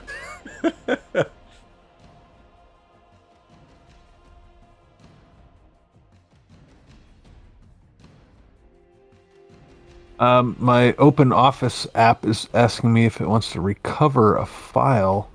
This is complicated. Oh no. That's not fun. All right, looks like it worked. So yes, Anthony, if you would please type in to Roll20. You're gonna roll a D53. Fine. I don't know why the deck has 53 cards instead of 52, but it does. And so, I don't know, bonus card or some shit. All right, 5. So, that Cast wish. is 5 is power transfer. The highest level beneficial spell effect currently affecting you is transferred to your target. Mage armor? Yes, mage armor. So you instead somehow give your mage armor to this skeleton. That sucks. That sucks. Are you Which sure you're a skeleton is wizard, it? trained wizard? It's the one next to Ulrich, right? This one, Yeah. probably. Oh, it's the one next to Nighttail? Which one was it? This one. Yeah, the one that's That one? crumbly. Oh. All right, so let's throw a shield icon on that. Do we have a good shield or just the broken shield? There's a good shield, and I will adjust his AC. Well, that's the fumble deck, boys and girls. Albert, anything else for you this turn? You can turn your mage armor off.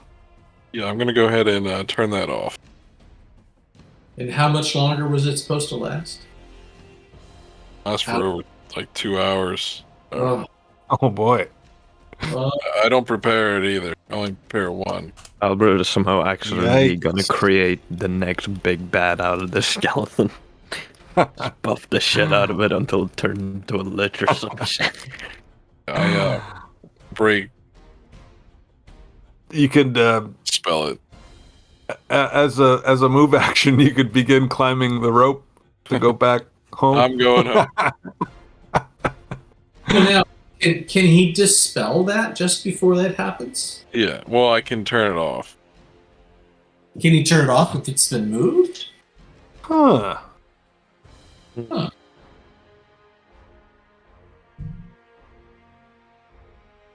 We're in a tricky situation here. I can't say that I feel have like an if he answer to that. could, that wouldn't be one of the cards, because that would just be too easily cheesed. Yeah, it's no longer your spell. It's now been transferred to your target. Well, I hope he's unkillable and kills her. That's all I can. That's all I can. Thank you. And I'm not All informed right. why that happened. It's something You're that not gonna. Nobody knows. All right. I'm not telling anybody. Oh damn! Scar All right. Talon just gave us 10k bits. Woohoo! Isn't 10k? They love the fumble deck. I loved it. 10k, that's just 1k. Oh yeah, that's what I've had. Yeah, I was about to say. I'm on my 10K fifth is beer. $100. Yeah, thought. yeah, 1k. Yes, $10. All right. Excellent. Well, So- Ulrich, yeah. yeah, after this skeleton deciding to use its claws on me, I will drop my sword and reciprocate in kind with my claws, which are bludgeoning and slashing. So, Ah. I can use them as bludgeoning, maybe. All right. All right, get that So, fumble back out. you know what? I'm sorry, Albert, Anthony. We need to confirm these fumbles. You know, Really? I just automatically gave you the fumble. We need to do it just like it's a critical hit. So critical hit, you roll the 20 or 19 if you crit on a 20, and then you need to roll a second attack and still hit their AC in order to confirm that critical hit. We got to do the same thing for critical fumbles. And again, we're only doing this for named characters. That's all the PCs, and then any named NPCs. So not these skeletons. Thanks for rolling that. I wasn't even gonna have you do it, but yeah, that does I not figured, confirm. I'd add some salt. That does not confirm. And then we need another claw attack from Ulrich in order to confirm this fumble. That will not confirm the fumble. 17 would hit, so that's not a fumble. So that resolves your first claw attack. Now your second claw attack, please. Another fumble. Let's confirm that fumble. That does confirm. So now to me, you Daddy-o. can give us a D53, please. Ooh. 27. It's Melee attack. This is called pulled muscle. Until healed, you are fatigued. Oh, great. Fatigued is a condition. Top left of your character sheet. You can click that on, and you can tell us what the downfall, what the drawback is for you. Yes, a condition. Yikes. It is strength penalty and a dex penalty. Oof. Well, you're not a strength or a dex character, are you? I am a hybrid class of strength, dex, and intelligence. Oops. All right. So, newly mage armored skeleton facing off Crumb and Nighttail. I'm going to go with a claw attack on Crumb and then a claw attack on Nighttail. Here's Crumb. 17 to hit. Does not hit. Oh. And then claw attack on Nighttail. Another 17. Does hit. Let's deliver that claw damage on our little kobold lady friend. 5 damage on her. Alright, and then it's Crumb's turn. Shield bash. Yeah.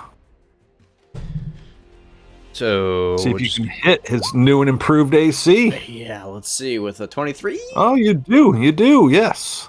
Only a D4, I think, right? Let me back here with the shield. Plus your strength modifier, right? Right. Yeah. Let me just double check the damage. It's either a D4. I'm pretty sure it's a D.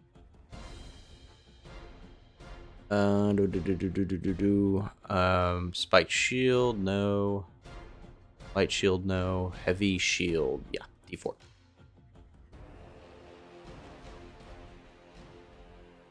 So D4, is it plus BAB and strength or just strength for damage? I think it's just strength, right? Yeah. Yeah, BAB's to hit. Base attack bonus. So just your strength mod. 5 damage. All right. Unfortunately for me, that is all it takes. And that skeleton breaks down into a pile of bones, taking poor Albert's mage armor with it. Anything else for Crumb? Let's add another orcish roar and triumph, and that's it. All right. The seldom heard orcish roar of triumph. Mm. So It's seldom heard. Get it? Anyways, sorry. Go ahead, Father Matthias. would it be possible for me to retcon that I pulled my wonderful crossbow out as I took the 5-foot step back, or Sure. Just okay. Thank you, sir. Appreciate that very much. I pull out a blunt arrow. Sorry, a blunt bolt. I just happen to have one. Fire it up, bro. You are a cleric. Fire up that blunt bolt, bro. Blunt bolt, bud. So I pull that out. Wow. Load it and fire at the remaining Into melee. into melee. Didn't do me a bit of good. It was a nice idea. It was cool. All right. Nighttail.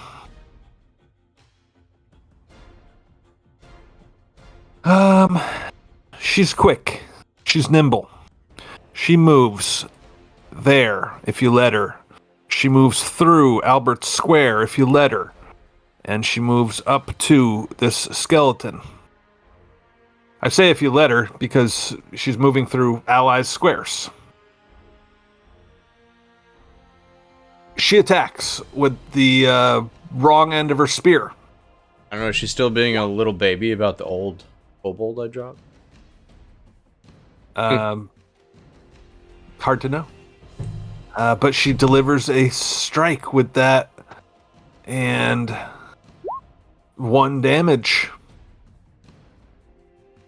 It is bludgeoning, so it goes through, and this skeleton, as the other one was, is looking a little crumbly.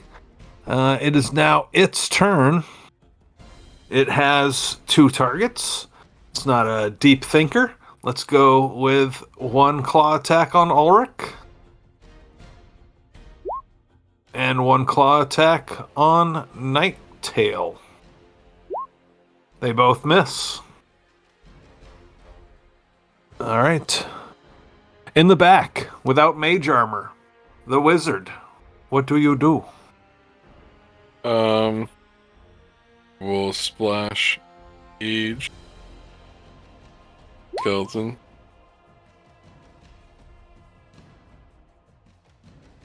Does 11 do it? Well, splash attack? Nope, not gonna do it. Against touch. Oh, against touch. Well, this is a ranged attack into melee combat. What? So no, sorry. Yeah, this is tough. Okay. Anything else? That's it. He already tracks for that though. In the Yeah, I have that applied. he applies the Matters. melee in there. I have the squaz and I have 2 as a splash. One for engaged enemies and one for. Oh, Buff. well. Tracks. All right. Oh, I see that is factored in there. Their touch AC is 12. Yeah. Okay. Thanks for trying. Well, I can't do anything about the fatigue while I have a skeleton right in front of me, so I just have to hope I can take it out with my massive debuffs. I guess I'll just forego the power attack to actually be able to hit this thing. Oof. Not gonna happen. That's a same exact roll. oof. Anything Fuck else? me. Movement, dialogue, etc. Yeah, I'll 5-foot step back and I'll say, you said I tore a muscle, right? What did it say? Pulled muscle. I'll just say to the rest of the group, Pulled I is fucked better up. than torn. I messed up one of my muscles. I'll need to pull back. Give me a sec. Yeah, you need healing. Yeah, before regarding that, you said needs healing. Does that mean I would have to get like a healing spell on me or a potion, or can I do a heal check after we're out, like after this skeleton's dead? On my next turn. Take a look at the heal skill. It's generally like long-term care is what heal is. It's not something that can be done in combat. But take a look. Well, yeah, I do have a Generally, healing check, no, but- it's not what you're looking for. You would want to slam a potion or something if you have it, that I do. or healer's kit. But again, that's not something to do in combat or in turn order. That's more long term. Yeah, then I'll just have to waste one of my potions next turn, I guess. So that's it for me. Okay. So let me get that skeleton off the turn order. He's dead. Crumb, what do you do? Free action. It's fine, Ulrich. Just cover it for any more potential advances. You'll take your spot. Shield bash. Made the attack this time, I think. Hopefully correctly. Maybe not. What did I do wrong? Let's see, attack. Well, here we go. I see. She rolled a natural 1. Well, I rolled a d4, so that's very probable. Yes. Let's see. Yeah. Maybe I fixed it. Let me see. Nope, still 4. What am I doing wrong? It's not rolling the No, attack. I rolled it correctly. That time, yeah, you got 19. Oh, it did. Okay, cool. I just saw the D4 on the screen and assumed worst. 19 for 7. Nice. Let's see. Shield bash, bludgeoning. Yeah, you smash that thing. It's obliterated. Boom. I don't know how many different ways you can shield bash, but if you want to describe that, sure, go for it. Just from the top down, I take the shield and just like from the head to the torso to the legs, just crush it as I just pummel it down like a jackhammer. From the windows to the walls till the bones drip off your balls. All right. Good job. Wait, what? Windows to what? What? All right, yeah, Father Matthias. Or do you, anything else? You already did the 5-foot step. I think. And I did Crum's a all free set. action, yeah. Awesome. Matthias.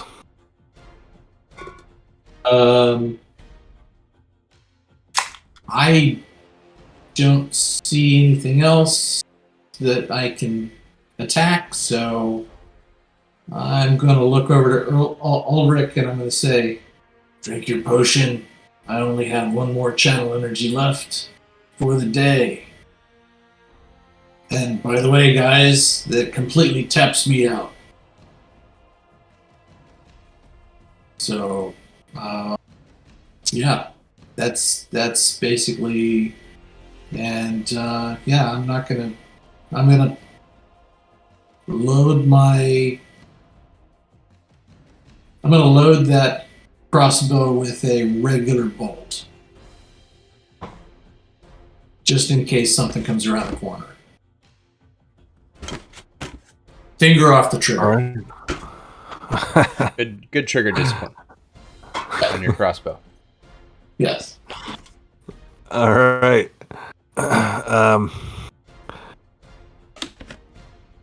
Nighttail will move action, pull out a wand, and say, you get pretty beat up for a cleric, and she will cast. She says, "This is healing for you," and she'll perhaps your spellcraft is good enough to know when she casts this wand of cure light wounds upon you. Here's a D8. All right, so what is that? 5? D8 plus 1? Yeah, she says it in another language, and your spellcraft is so shitty. It's untrained? Wow. Well, I understood her, so I don't need to. Yeah. she said it in common that she wants to heal you. So, 5 healing for Matthias there. And that is Nighttail's turn. Let me take this skeleton off the turn order. Albert. I will hold my action till after Crumb. Ulrich.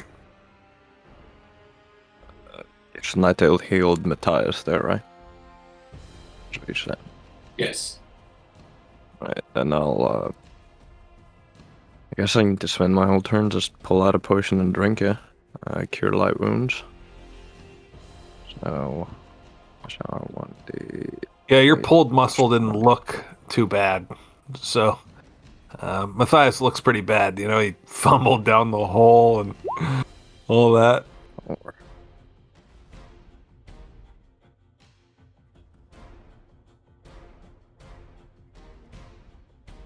All right. Anything else from Ulrich? From me? Yeah, it does. Cool.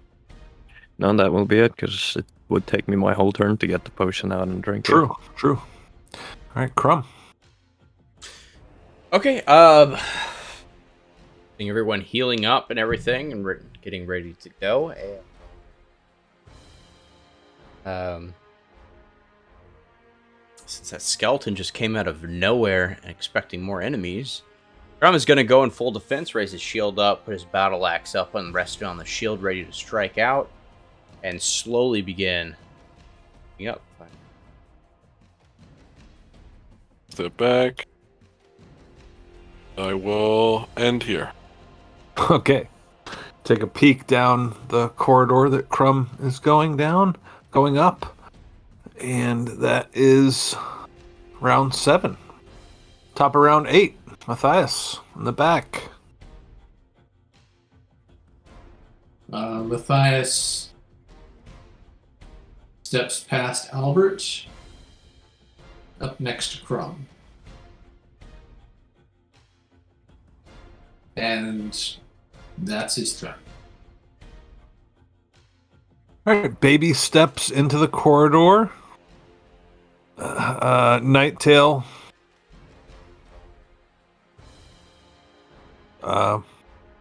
points up at this other passageway. Points up that way with her spear, and just says, "I'll protect us from this direction that a skeleton did come from earlier." So she'll hang there and guard the rear. Ulrich. She'll put away her wand as well. Crumb's on this side.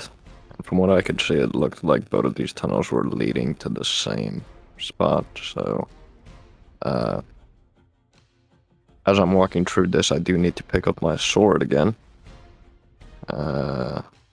Always leaving your things all over the floor. Oh, look, it's an action to sheath it. It's a free action to drop it. So, yeah, I'll pick it up, and I think I can only move. Yeah, that's it for me. All right, Crumb, what do you do? Seeing that it joins up, I'll just do a move and radiant action in case something jumps out at me. I can do that. Look at that. Well, only you and the stream can look at that, so nobody else look. Yeah, well, I mean, Crumb will immediately say, "There's more up here." I 2. don't have the stream up, so it's okay. Yeah, I only have the chat pulled up on my other monitor. The actual stream covered. Thanks for Good the boys. support, Jerry. Good boys. Yeah, Jer. So, did you say more of what? Said more didn't. of them. Yeah, You only get 6. You only get 6 seconds to speak, so I try to keep that in mind. Them. Yeah, Jerry. You normally 6 can't- seconds to speak. You normally can't have a monologue, and tell them what. Yeah, this isn't an anime where they can monologue, and it's only been 2 seconds. And Flying through the air in an acrobatic jump. Let me tell you my backstory. Albert, what do you do? I'll be right back on that note. Okay, I will move up. I don't see anything, but I have been warned. I will stand at the ready. All right. why don't you just brace mechanically. in front of Crumb? Nighttail moves up behind Ulrich, spear at the ready.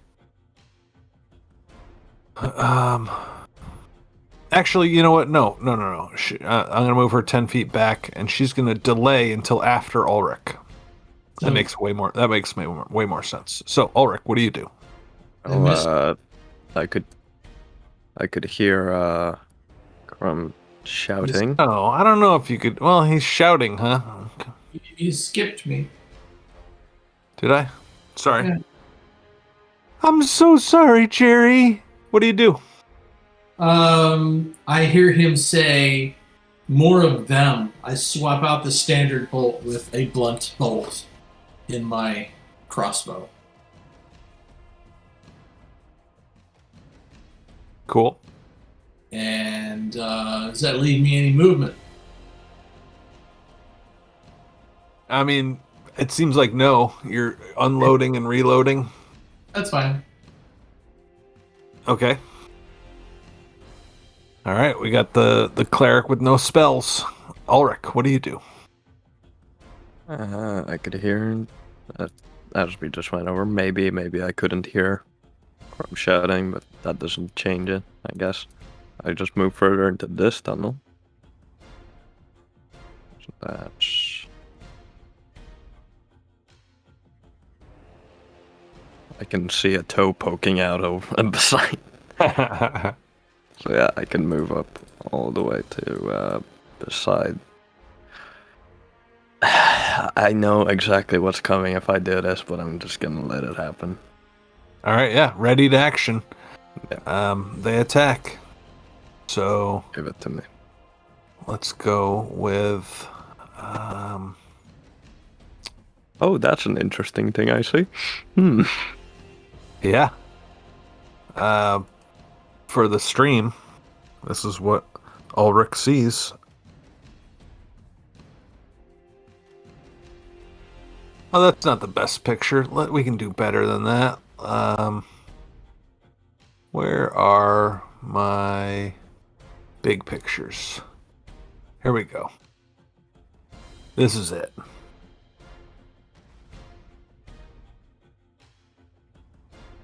Oh, what a handsome dude. I think that's the first red kobold aside from Nighttail we've seen. All the other ones were... what was it, like fucking greenish? I think there were some blue ones in there. But anyways, yeah, I don't put too much into what color the kobolds are. Anyhow, claw attacks coming at Ulrich. Let's add these. That's more of a 2E thing, right? Like, that came about with 2E more so than 1E? The colors? I'm not sure. No, they're definitely one. Okay. I've had kobold players before. They love that. I want to be a green one.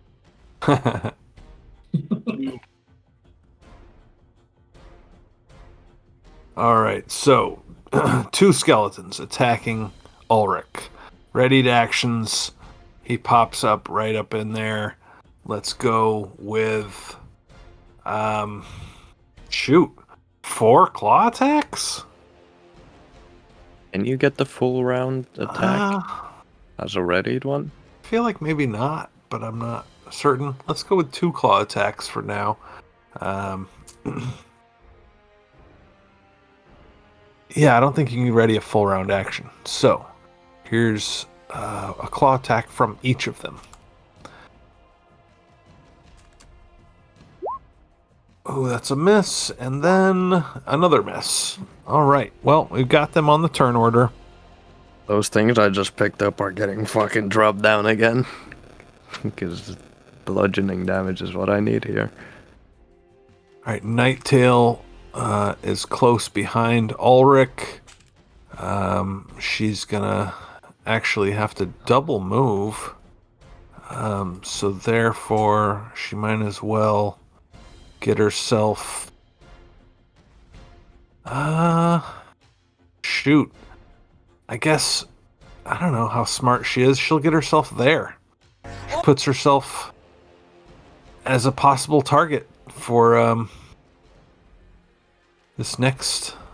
Well, shoot. You know what? Let me resolve this real quick before I let Sean go.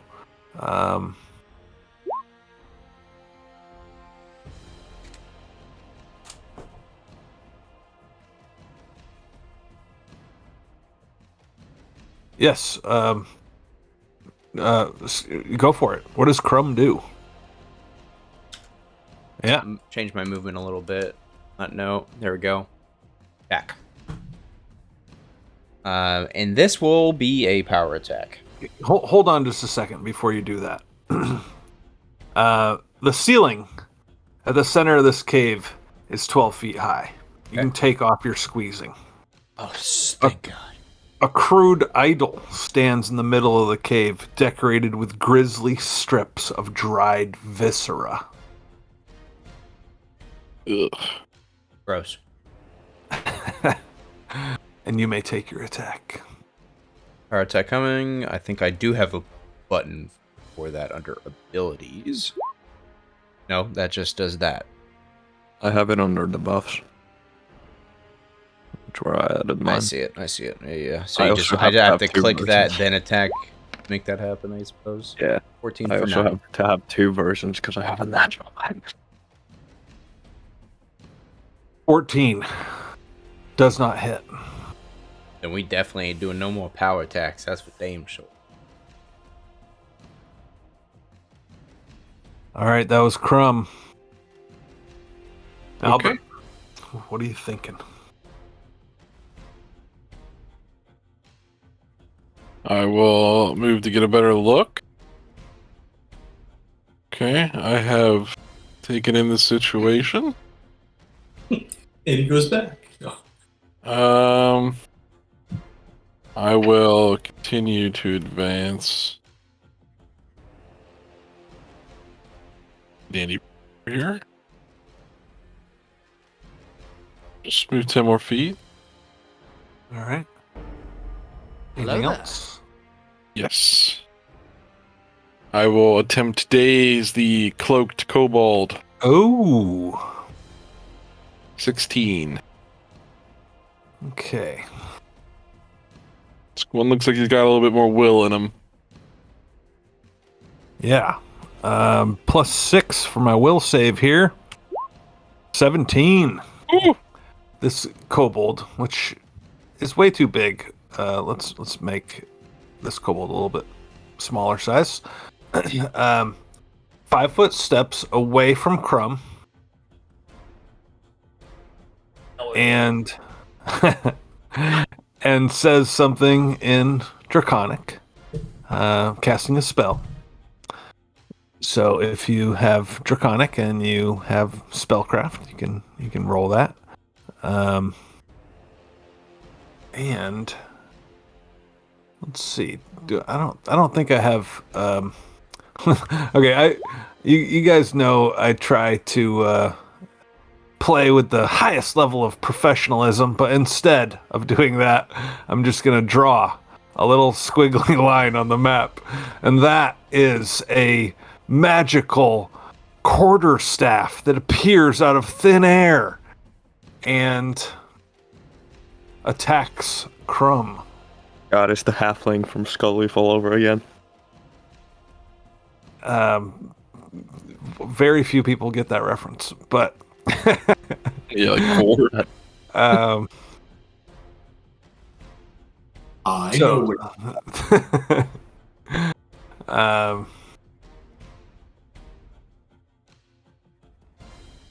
Okay, it attacks and it uses. Do I identify the spell, Ryan?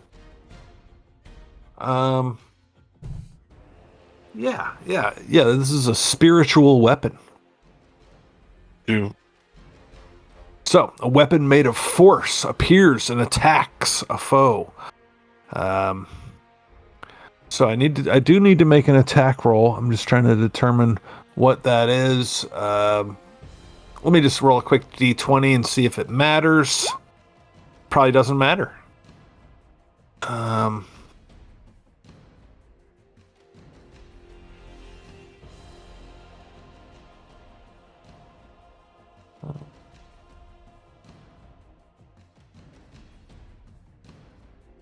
Okay, I do have a bonus to that. It's gonna wind up being a 12 to hit. Still misses, right? All right, Scar. 12 to hit Crumb. Mm-hmm. Okay, and then Father Matthias in the back, all alone. All alone. He hears all this commotion. He decides to move up 30 feet. And things are interesting. Yeah, welcome to the party. Yeah. So he already has a blunt arrow. He's going to lose one on. Let's see. Have to take off the squeezing thing first. He's going to loose one on the northmost. They're both engaged in melee with Ulrich. That he can see. Because there's a thing. Both of these two are engaged in melee with Ulrich. This one here, I'm going to shoot at that one, the top one. Okay. Let's see here. Albert has not yet buffed it. 14 does not hit. Sorry. Well, it was willing, just not able. All right, so you moved and you shot. That's your turn. Anything else from you? I look around and go, oh shit. Yeah. Ulrich. Well, I have two options. Either drop all my shit again and attack these things with my claws, or risk 2 AOPs to charge this motherfucker. And With a reduced AC from charge. Yeah. And you know what? I don't like these skeletons. They're not fun to fight. I'm just gonna charge this motherfucker. All right, 2 AOs coming at you. Yeah. Here we go. It's the southern one. 14 to hit your reduced AC. Yeah. Does? Yeah. All right, here's Claw Dam. 5. Almost maximum damage. And here's the other AOO coming at you. Oh, there we go. That one does not. So yeah, I charged the wizard-looking motherfucker, and I me enable charge and my power attack, because I did find out you can use that on charge, which I think is dumb, but whatever. The rules is written, I can use it. So it's, I don't know, am I charging more ferociously or something? 17 to hit his AC. 17. Ooh. Does not hit. It lands, and it should split the skin, but it does not. It's like you're hitting armor. That's a new one. A wizard wearing armor? What Well, is this? it's not. No. You don't see the armor. Yeah, he buffed himself with mage armor or whatever. Well, did it look like what happens when Albert's been struck?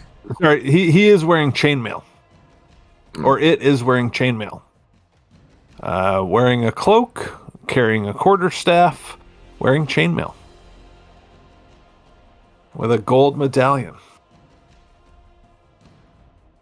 Oh, Some sort of if symbol that on it. medallion ain't some magical thing that reduces his spell failure chance, he should have like 15% from that chainmail.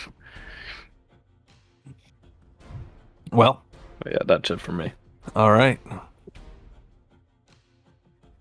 Okay, it is Skeleton's turn. They are left with the choice of Little Nighttail, Albert, or Father Matthias. They're going to go for the player characters. Let's go 1 against Albert, 1 against Matthias. 5-foot steps from each one of them. Therefore, full attacks. Here's 2 claw attacks on... We'll go with Albert first. 2 claw attacks on Albert. Oh, baby. 20 to hit. That's got to hit. Indeed. Does not threaten a critical, but let's give you the damage. Almost max damage. And then here comes the second claw attack, also on Albert.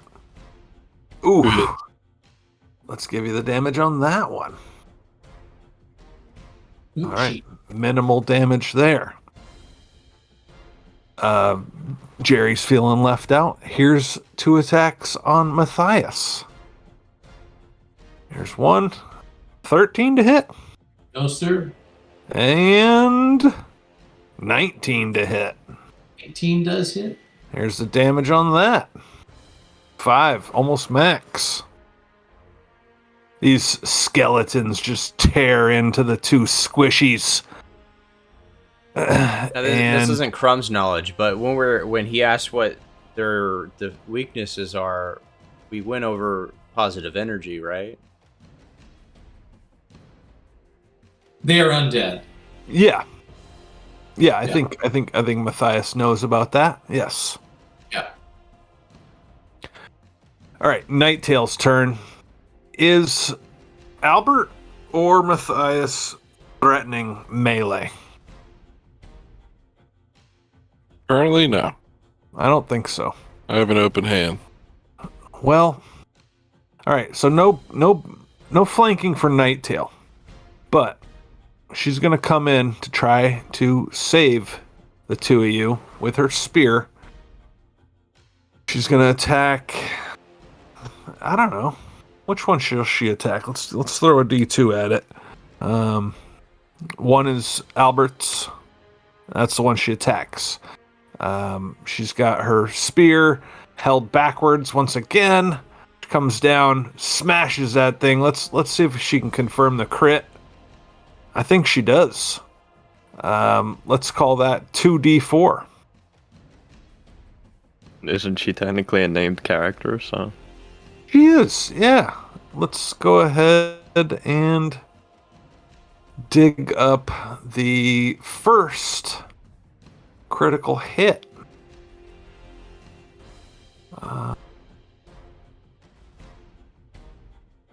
Since you asked for it. Nico, give me a D53, please. And tell me what you rolled, since I'm on a spreadsheet. 29. 29.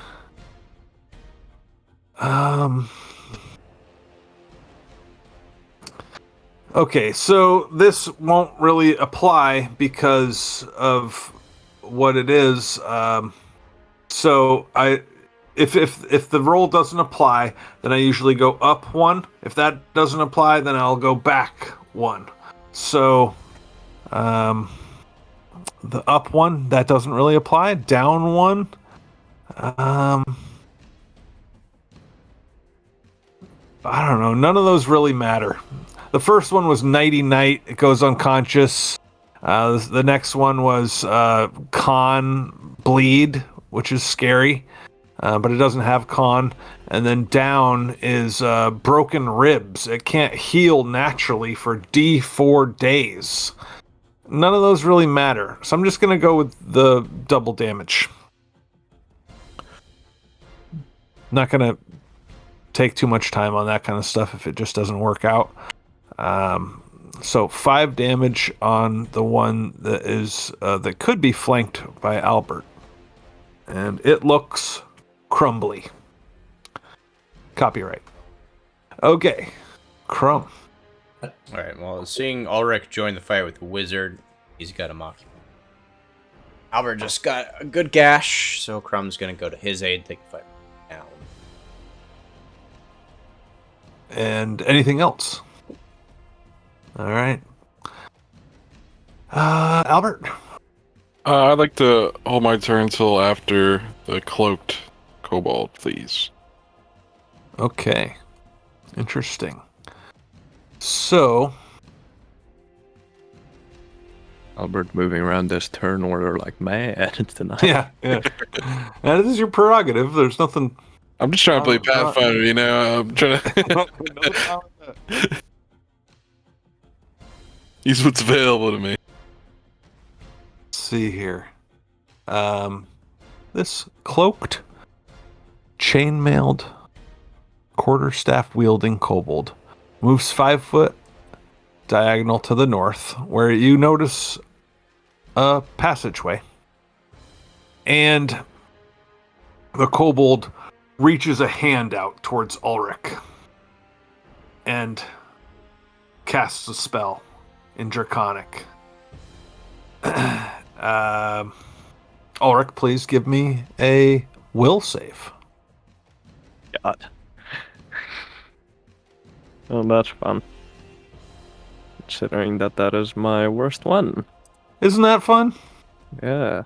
It's very much fun. 16. 16, he says.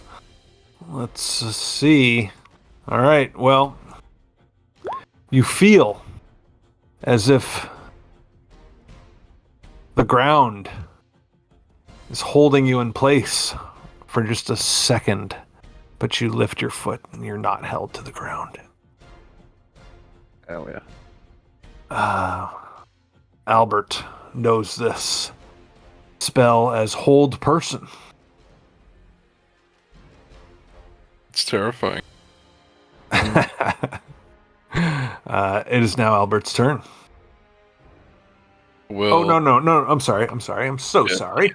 your The spiritual weapon. The spiritual weapon will attack Ulrich. With the caster's modifier being something. Let me go ahead and roll this for you all to see. Here's my attack roll on Ulrich with the spiritual weapon.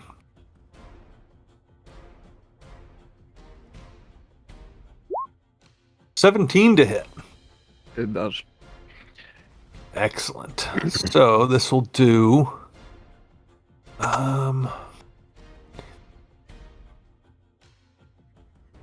So, okay.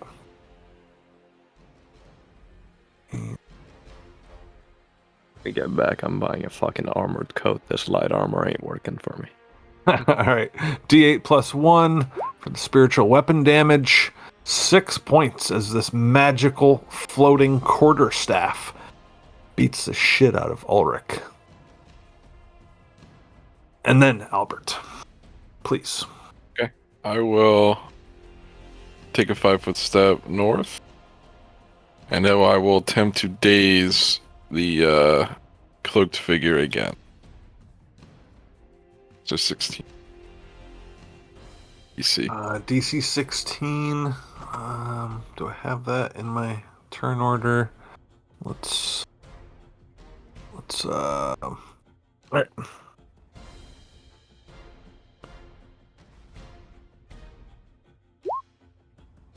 $20. Rats. Beat that. And sleep wouldn't work either.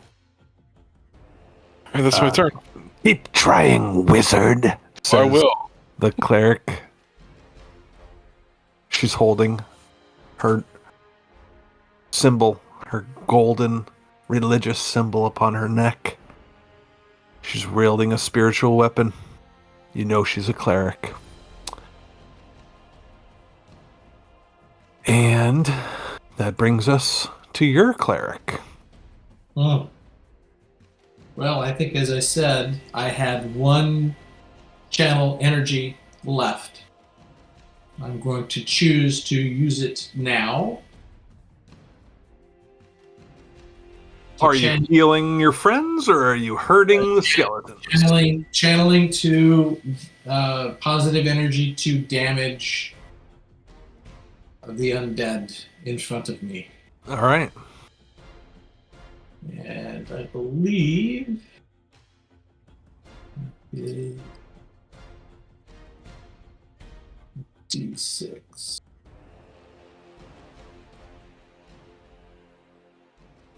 Yes.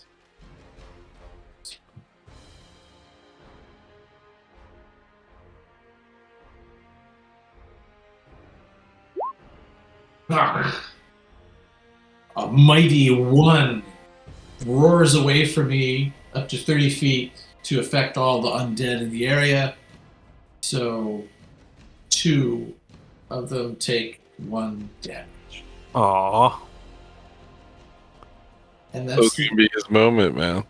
the end. The end of my channeled energies. Could be the end of a lot more than that.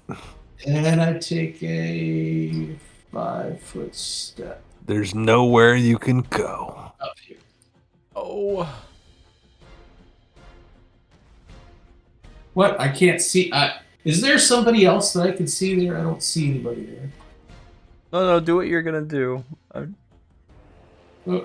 Okay. I did. It's not like he had a melee weapon out or anything. He wasn't challenged. Yeah, I don't. I'm not threatening. Actually, though, my oh, my mind just went blank. Don't ever get old. My God. Okay, so you proposed that you took a 5-foot step as your move action in order to not provoke an AOO. That's right. But you do remain unthreatening, holding a unloaded crossbow. It's still your turn. Would you perhaps choose to do something other than what you just said with your move action, With my move action? or not? It's up to you. Yeah, like instead of moving, maybe drop the crossbow and draw a melee weapon so you're threatening. You know, just Don't listen to Nico. He doesn't. He's just a child. He doesn't know what he's talking about. No, know anything about what he's talking about. I do have improved unarmed. My deity gives me that. Hey, Nico is probably the second most mature person here. Well, Jerry, I don't know if this is news to you or not, but with improved unarmed strike, you are always threatening. Yes. So, I am threatening. Yes. I am threatening, and I still don't have. Okay. I had. So what you're saying is, yeah, no, that's it. Okay. Ulrich, what do you do? I don't know if this thing can get out. I was an Ulrich coordinator, but 5-foot step up here to get to him. The Okay. wizard boy. And yeah, fuck it. I'll finally blood rage, Okay. which is a free action. And apparently made my token disappear for me. That's how hard I blood raged. It's still here for me. Yeah, I know. The Roll20 does that sometimes, but it's funny that it happened right as I screamed so loud I just phased out of existence. And yeah, I'll attack the cloaked kobold in my blood rage.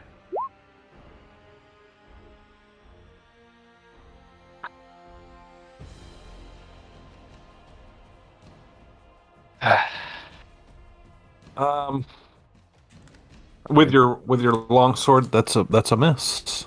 Yeah. And that'll be it for me.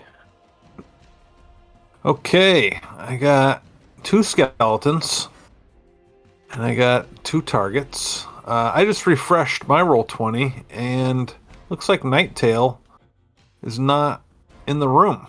So I'll move her. Yeah. Move her up into the room. I think I had her attack a skeleton. I'm gonna move her to where I thought she was, where I want her to be, where I said she was. Yeah. Anyway. Yeah, if I say something and what you see doesn't reflect what I say, something's wrong. Okay. Let me know. Let me know, please. So, I got 2 skeletons. I got a couple of targets for each one.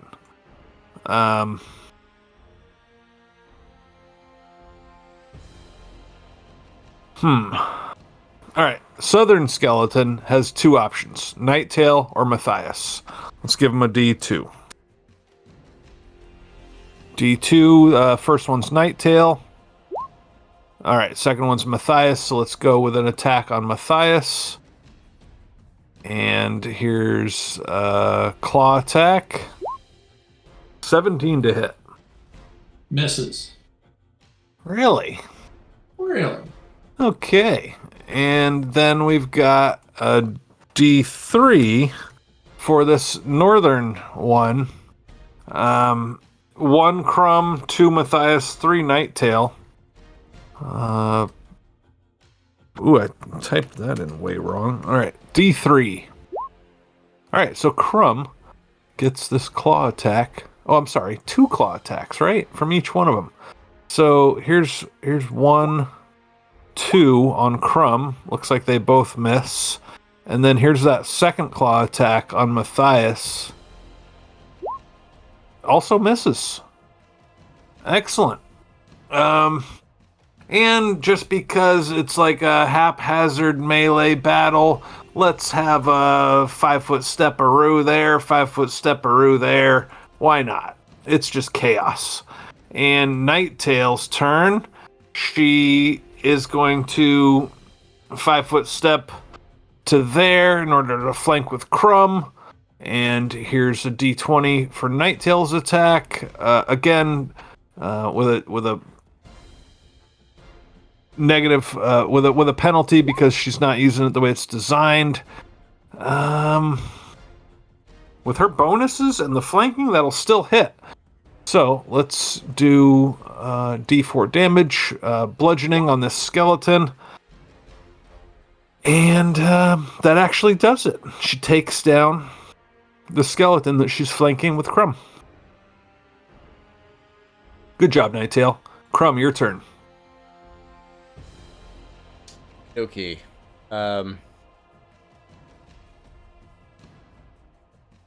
If it's sit down and shield dash. Yeah, protect your father Matthias.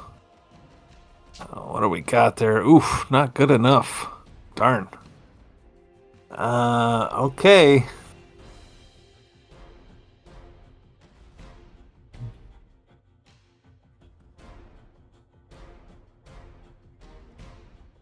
Well,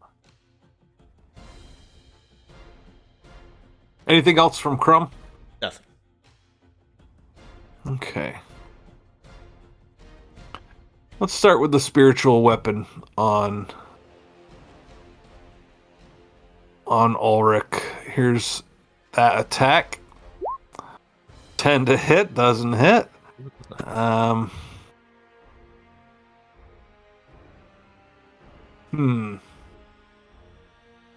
What to do? How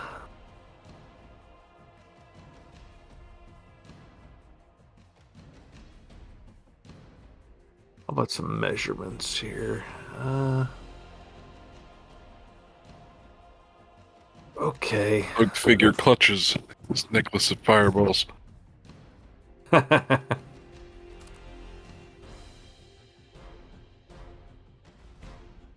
This kobold steps into the mouth of this tunnel and says in Draconic,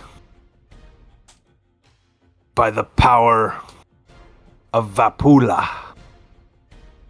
die." Everyone, please roll me a will save. Well, good thing I'm blood raging, because that gives me a bonus to my will saves. Oh, good for you there, buddy. Here I go dying. How will I die today? It's nice to be on the receiving end of a will save.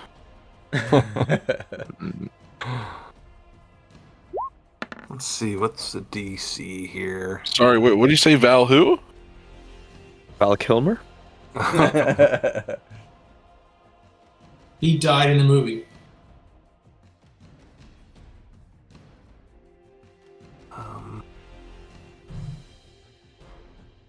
Okay, there we go. So, looks like... Oh, it looks like I need a will save for our girl Nighttail here. Ooh, that's not good. Also, an 11 is not good. Everybody else passes. I don't think we're talking about half damage. I think we're talking full on channel negative energy. Yikes. Nighttail, let me just check her will save mod. Alright, she definitely fails. And we're talking Okay. 2d6 negative energy.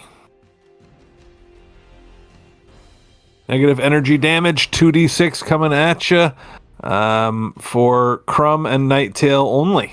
Bring it on. 8 damage. As this blast of dark purple washes over Albert and Matthias and even Ulrich, who's right in the front of it. But Crumb and Nighttail soak it up. That the best you got, Spellslinger.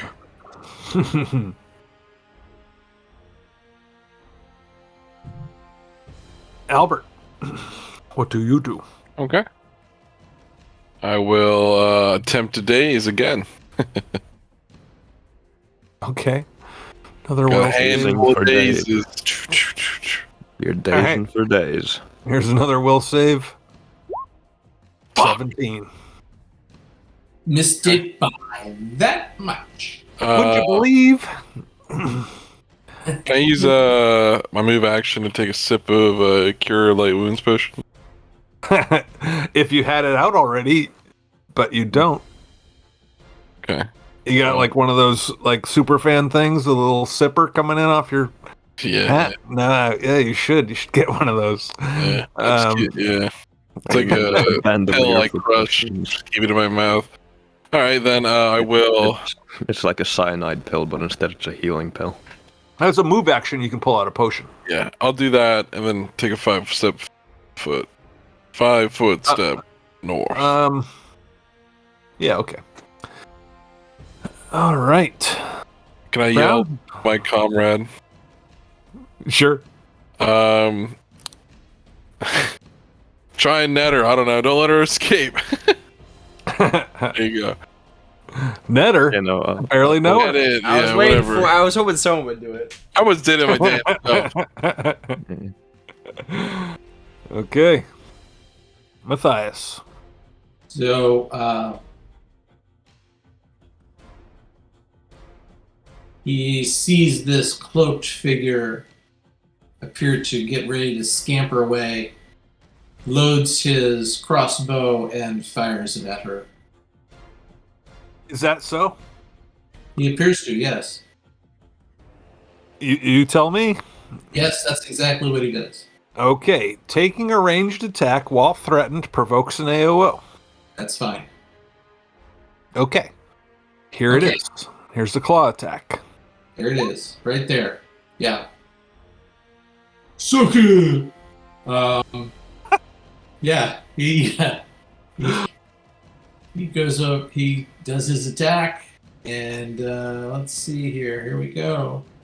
It is a crossbow ranged attack right here.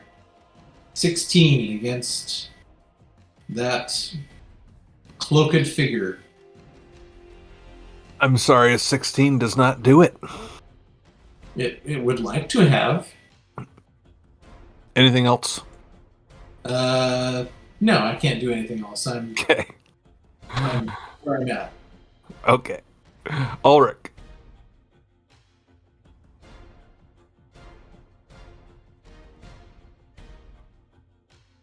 that net idea was actually pretty good.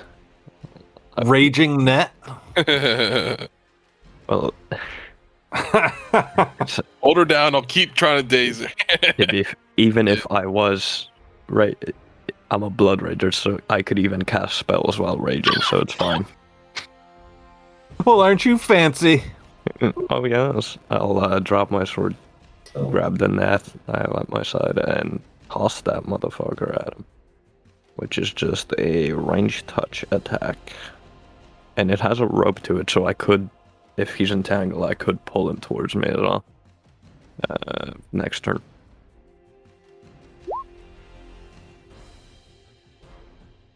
All right. Now we're talking.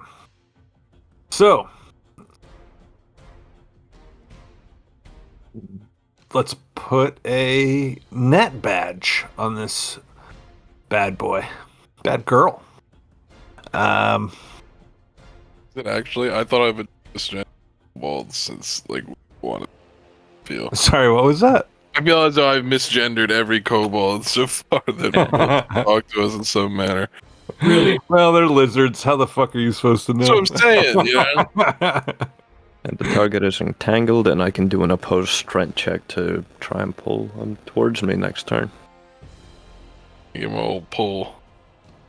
That's it. All right. Ulrich's out there trying Oh, to right. pull This some is actually lady going to be kobolds. important. This is actually going to be really important because this is if entangled creature attempts to cast a spell, it must make a concentration check with a DC. Hold on. Throw that in the chat. We'll move on here. We'll have this one remaining skeleton has two choices.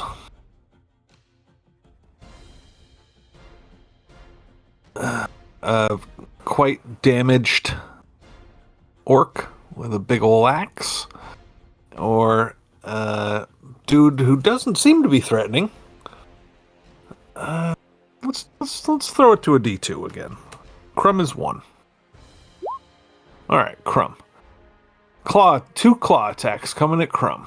I guess I could have done one at each of you, but anyways, words are out of my mouth. Here's 2 claw attacks coming at Crumb. That's a miss, and another miss. All right, that's that stupid skeleton, and then Nighttail.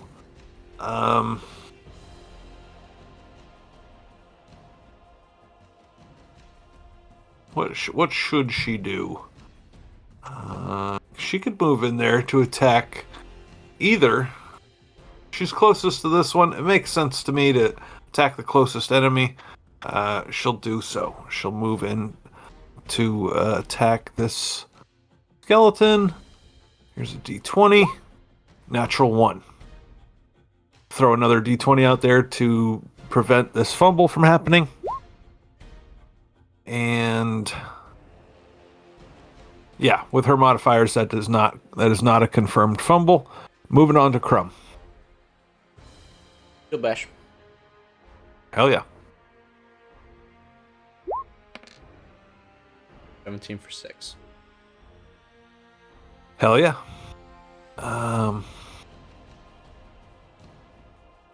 That does it. That smashes this skeleton to bits. He is skelly done. And then Crumb moves across the room. That's it for me. Okay. So, I'm entangled.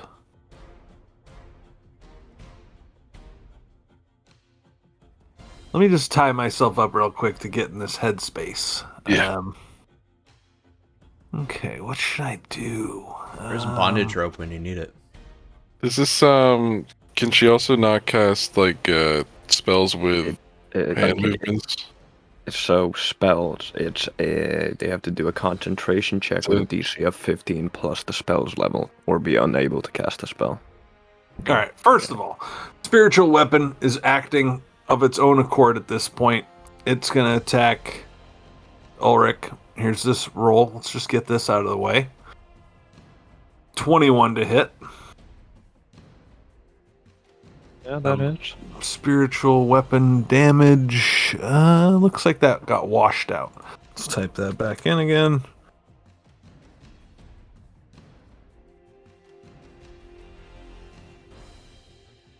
Um, 5 damage on Ulrich from this floating quarterstaff. And now,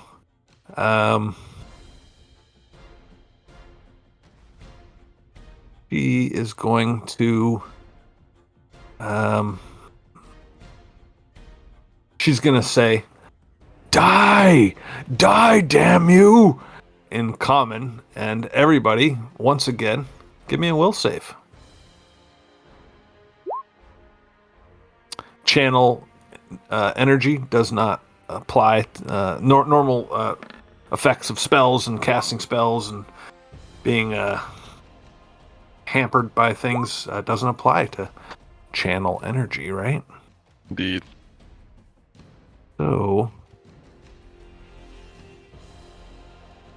I will reveal to you that the DC is 12. So therefore, Albert passes. No surprise, Crumb fails.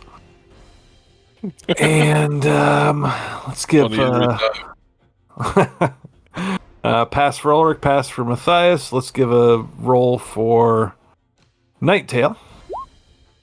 Oof. Her mod. I don't think her mod's gonna save her.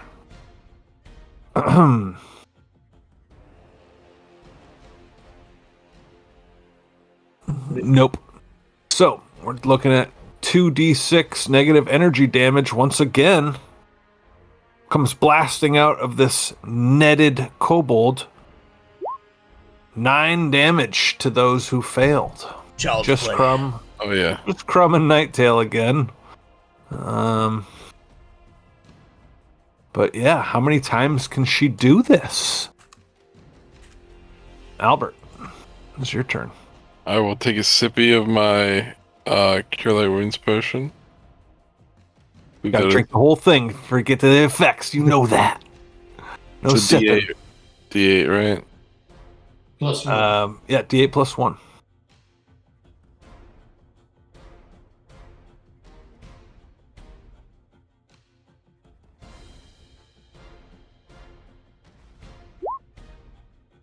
Oh, let's go. Love that. There you go. And it's my move action, I guess. Yeah. Okay. Albert eats a can of spinach. His muscles go blink blink. And I anything got else? the Baser, so I will No, wait. I'm sorry. hold. Okay, you're. Yeah, wait, no, I what? can't. I cannot Baser, I don't believe. So, Okay. so yeah, I pass. It's just you just did a move action, right?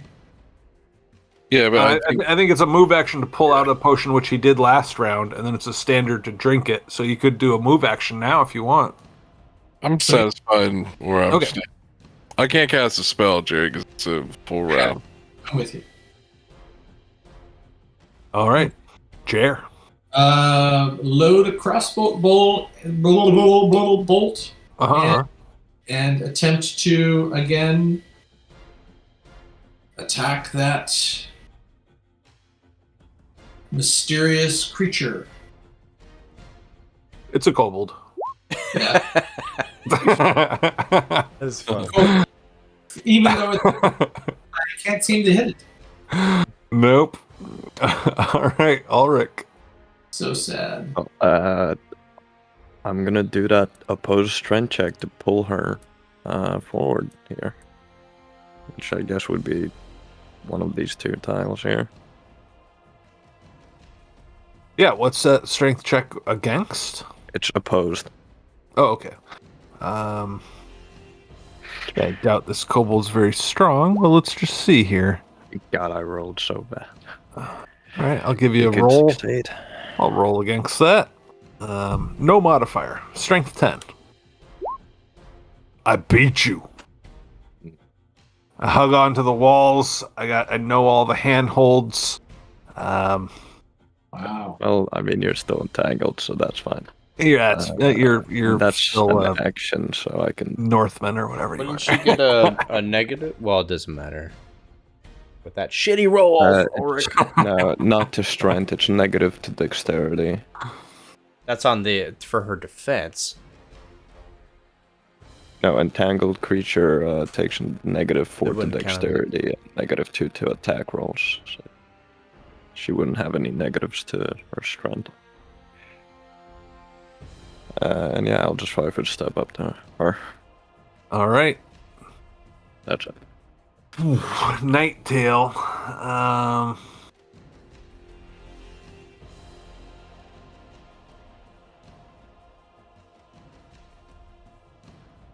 I don't know what Nighttail should do. Nighttail will delay. Crumb, what do you do? See, like Crumb. Almost look like the life is being sucked out of him, and each time it seems to kind of enrage him more and more. He grows paler and paler. And he lets out an even more savage half-orc roar. Now there's two people screaming in this room. Drops his battle axe down on the spellcaster.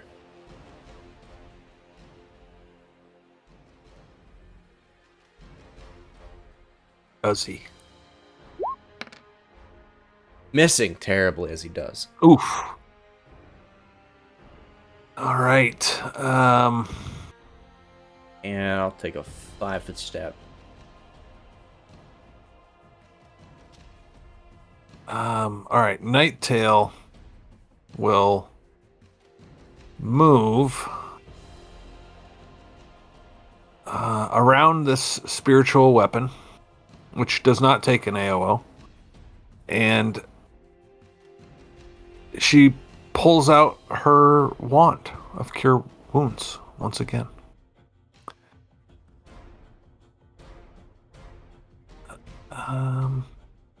Did she ever put it away? She did. Yeah, I think she did. Okay, so she pulls it out again, and that's her turn. Now we have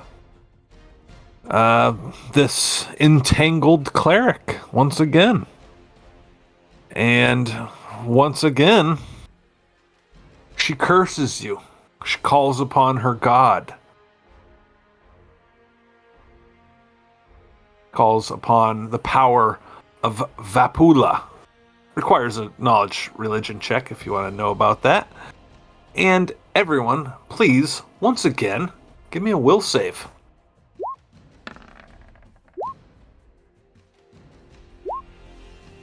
Man, she's just tearing Crumb up. This negative Shocker. energy. Here's another D20 for Nighttail's will save. Oof, also gets torn up. So, 2d6 negative energy damage exclusively for Nighttail and Crumb. Another 5. Oof, look at Crumb.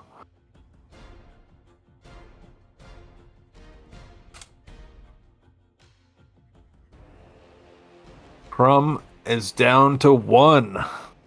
Crumb 1 doesn't really rhyme, but we'll make it. What crumb one? Yeah. Jeez. Yikes.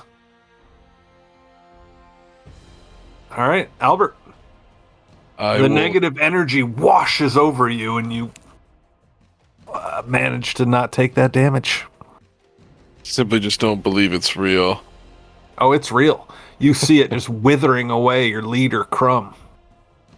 I will try to do a daze once again.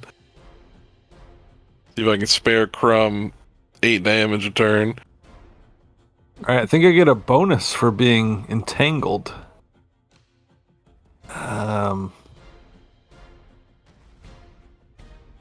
Tangled bonus to will. Yeah. All right, so D20 plus 6, it's my will save. Here it is. 22. Jeez. You can't fuck Do this with all day. Vapula. You got a knowledge religion any other wizard? No. All right. I figure these clerics got it covered, but apparently not. Got to cover that one too. All right. Anything else from Albert? Pass. Okay. Matthias. Well, I have knowledge religion, so I can probably roll that right now.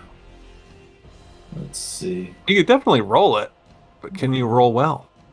That is always the question, right?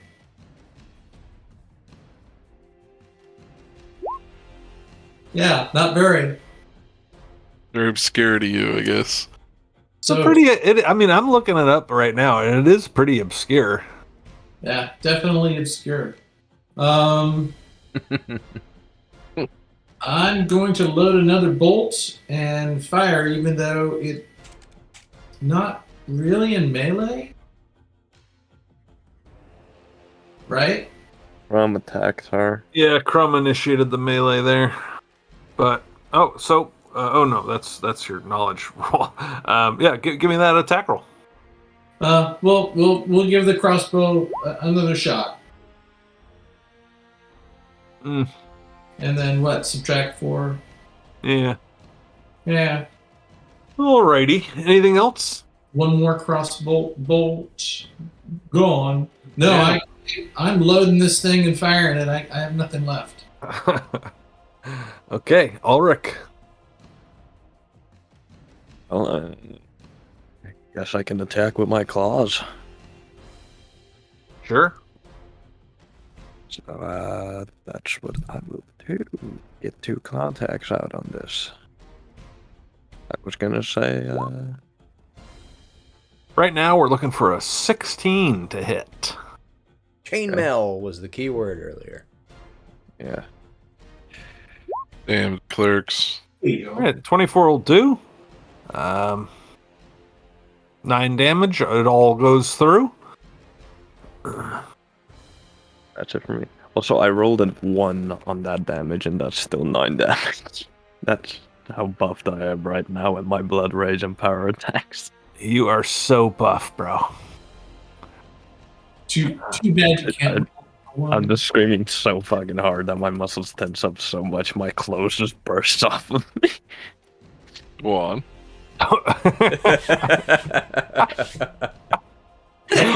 Well done, Oh, God, Anthony. Okay. Anything else, Nico? Oh, that's it for me. Okay. Scar? Crumb seems to go into more of a non-mechanical rage. One false swoop, he sheds both his shield and battle axe, attempting to just, I don't know if Ryan will let me or make me roll, but he tries to throw it battle axe so it sticks in the ground, and the shield so it sticks with as much force as he can, and he lets out a roar. Oh, mother and father, this isn't the end for me! He goes down and attempts to grab the spellcaster, muffling the mouth, preventing him from speaking any further. Okay. Let's see that CMB. Damn it all to shit. Oh, man. But he's got a negative to his non-existent dexterity, right? That matters now. Oh, well, no. I mean, whatever his dexterity is, it can still take a negative to it. Yeah. There's a -4 to it. Just because he doesn't have a mod doesn't mean that it can't go down below 10. So yeah, you grab him. He's already grabbed by the net. You grab him more. Well, he's got a net on top of him, entangling him. I literally lift him with the net around him and cover his mouth so he can't speak. And basically hold him up like a punching bag for Ulrich. I don't know about mechanics for stifling somebody's speech. Can you look that up for us? I highly doubt there's specific mechanics for that. That is probably going to be your call. He has a net over him and has a nearly 7 foot tall orc grabbing him with both arms. So, okay, yeah, that's gonna be fine for me. Fine with me. Okay, so, but yeah, there must be some mechanics to that. To grapple someone's mouth. I don't know.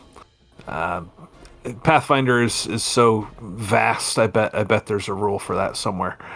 Okay, Nighttail had her wand ready. She casts it on you.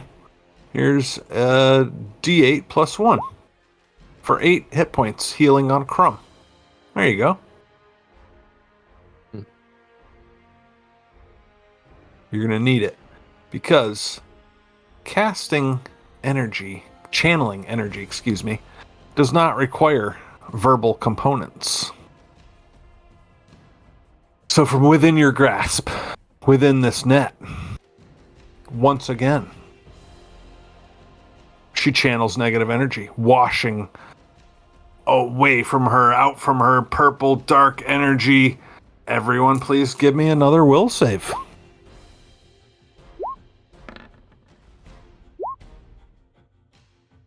All right, 12 is the number we're looking for. So Matthias and Crumb both fail. Nighttail passes. So we're talking about 2d6 negative energy once again. Crumb went from 1 up to 9.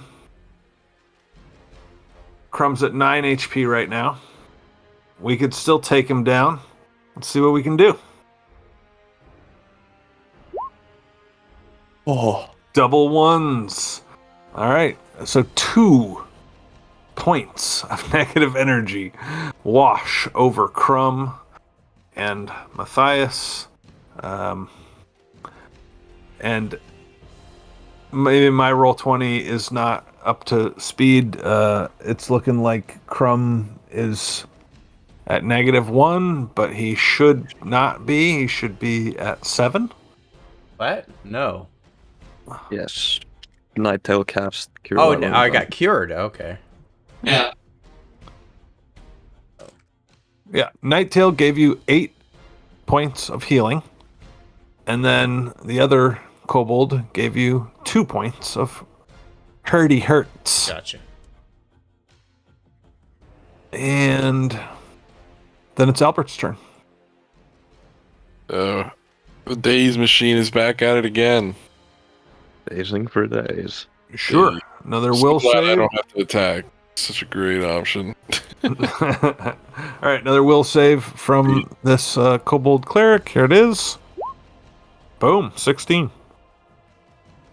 Almost.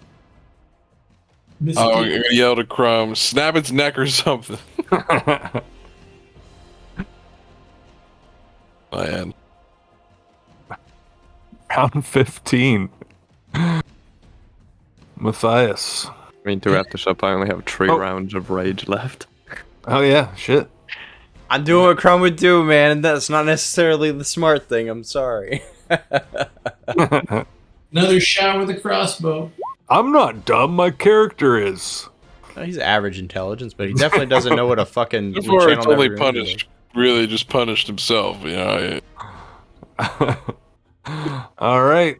Anything else, Jerry? Nope. You want to just take a handful of those bolts and just snap them over your knee? Might be more efficient. I have 30 more though. So Okay, cool. Yeah. Ulrich. I can do this all day. Yeah, you have been.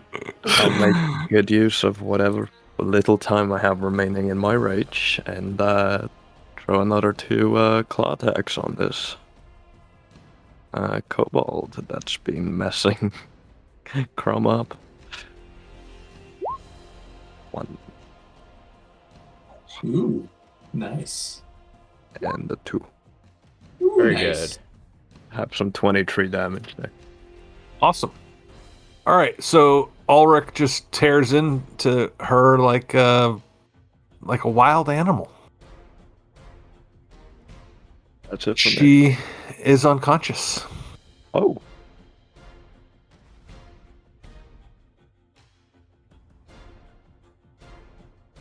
Hell yeah. We got a combat. Technically. Crumb releases the caster then. Well, does the fucking staff drop? What happens to the staff? Yeah, I forgot about that staff for a couple rounds. I should have had that thing attacking Nighttail, but yeah, it does poof out of existence. Then yeah, Crumb drops the lifeless kobold. Well, She's not laughing. she's unconscious. Crumb doesn't know that. Okay. You feel free? Whatever, I don't care. Yeah. I will end my blood rage, and I am now. It doesn't stop to check her pull. It's pulling. It stops moving. That's all that matters. I'm fatigued for a minute. Make sure she's dead. Is she dead? Crumb will grab his battle axe and coup de grace. No, I can't actually. She never surrendered. This is complicated.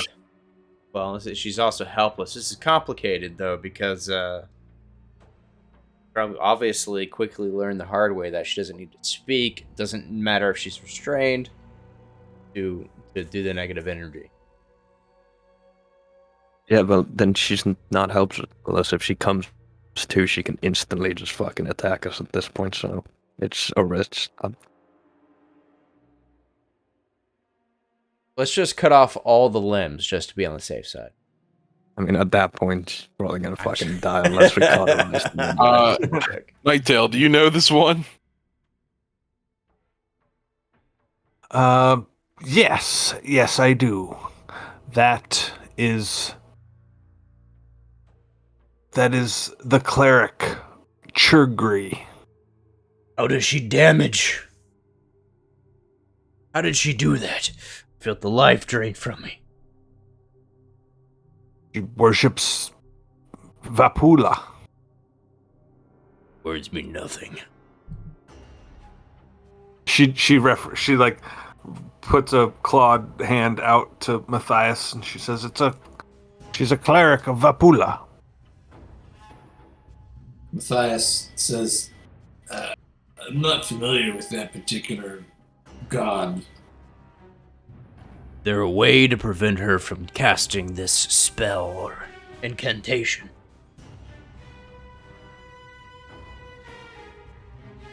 Kill her. Rum grabs his battle axe. While this is going on, I'm gonna take out my potion of cure moderate wounds and drink it. Sure. Step back to avoid the splatter. From coup de grace. Sure. Yeah, you hack her up. Lift the body. Oh, sorry, that was somebody else. Ulrich's net is slashed to pieces. Seems odd that I would do that with the net still on, but sure. I know. Why did you do that? Because the GM says it so. I'm just following your direction. Will chug one of my potions. That's a 40 gold net out there.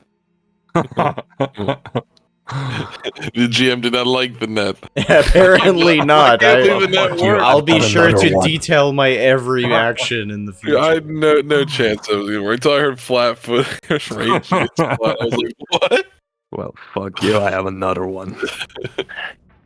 If no one stops Albert, he's gonna walk up and rip the holy symbol from the dead lizard's neck. How'd you roll that? You You just clicked on on his item. Oh wait, him or you? Oh, he typed that in. Nico typed that in. Oh, gotcha. You just clicked on your gear. Yeah, as Albert ripping the symbol off, can I rummage around in her things to see if she got any goodies? Certainly. She has 2 potions of cure light wounds, small-sized chainmail, small-sized quarterstaff, a cloak,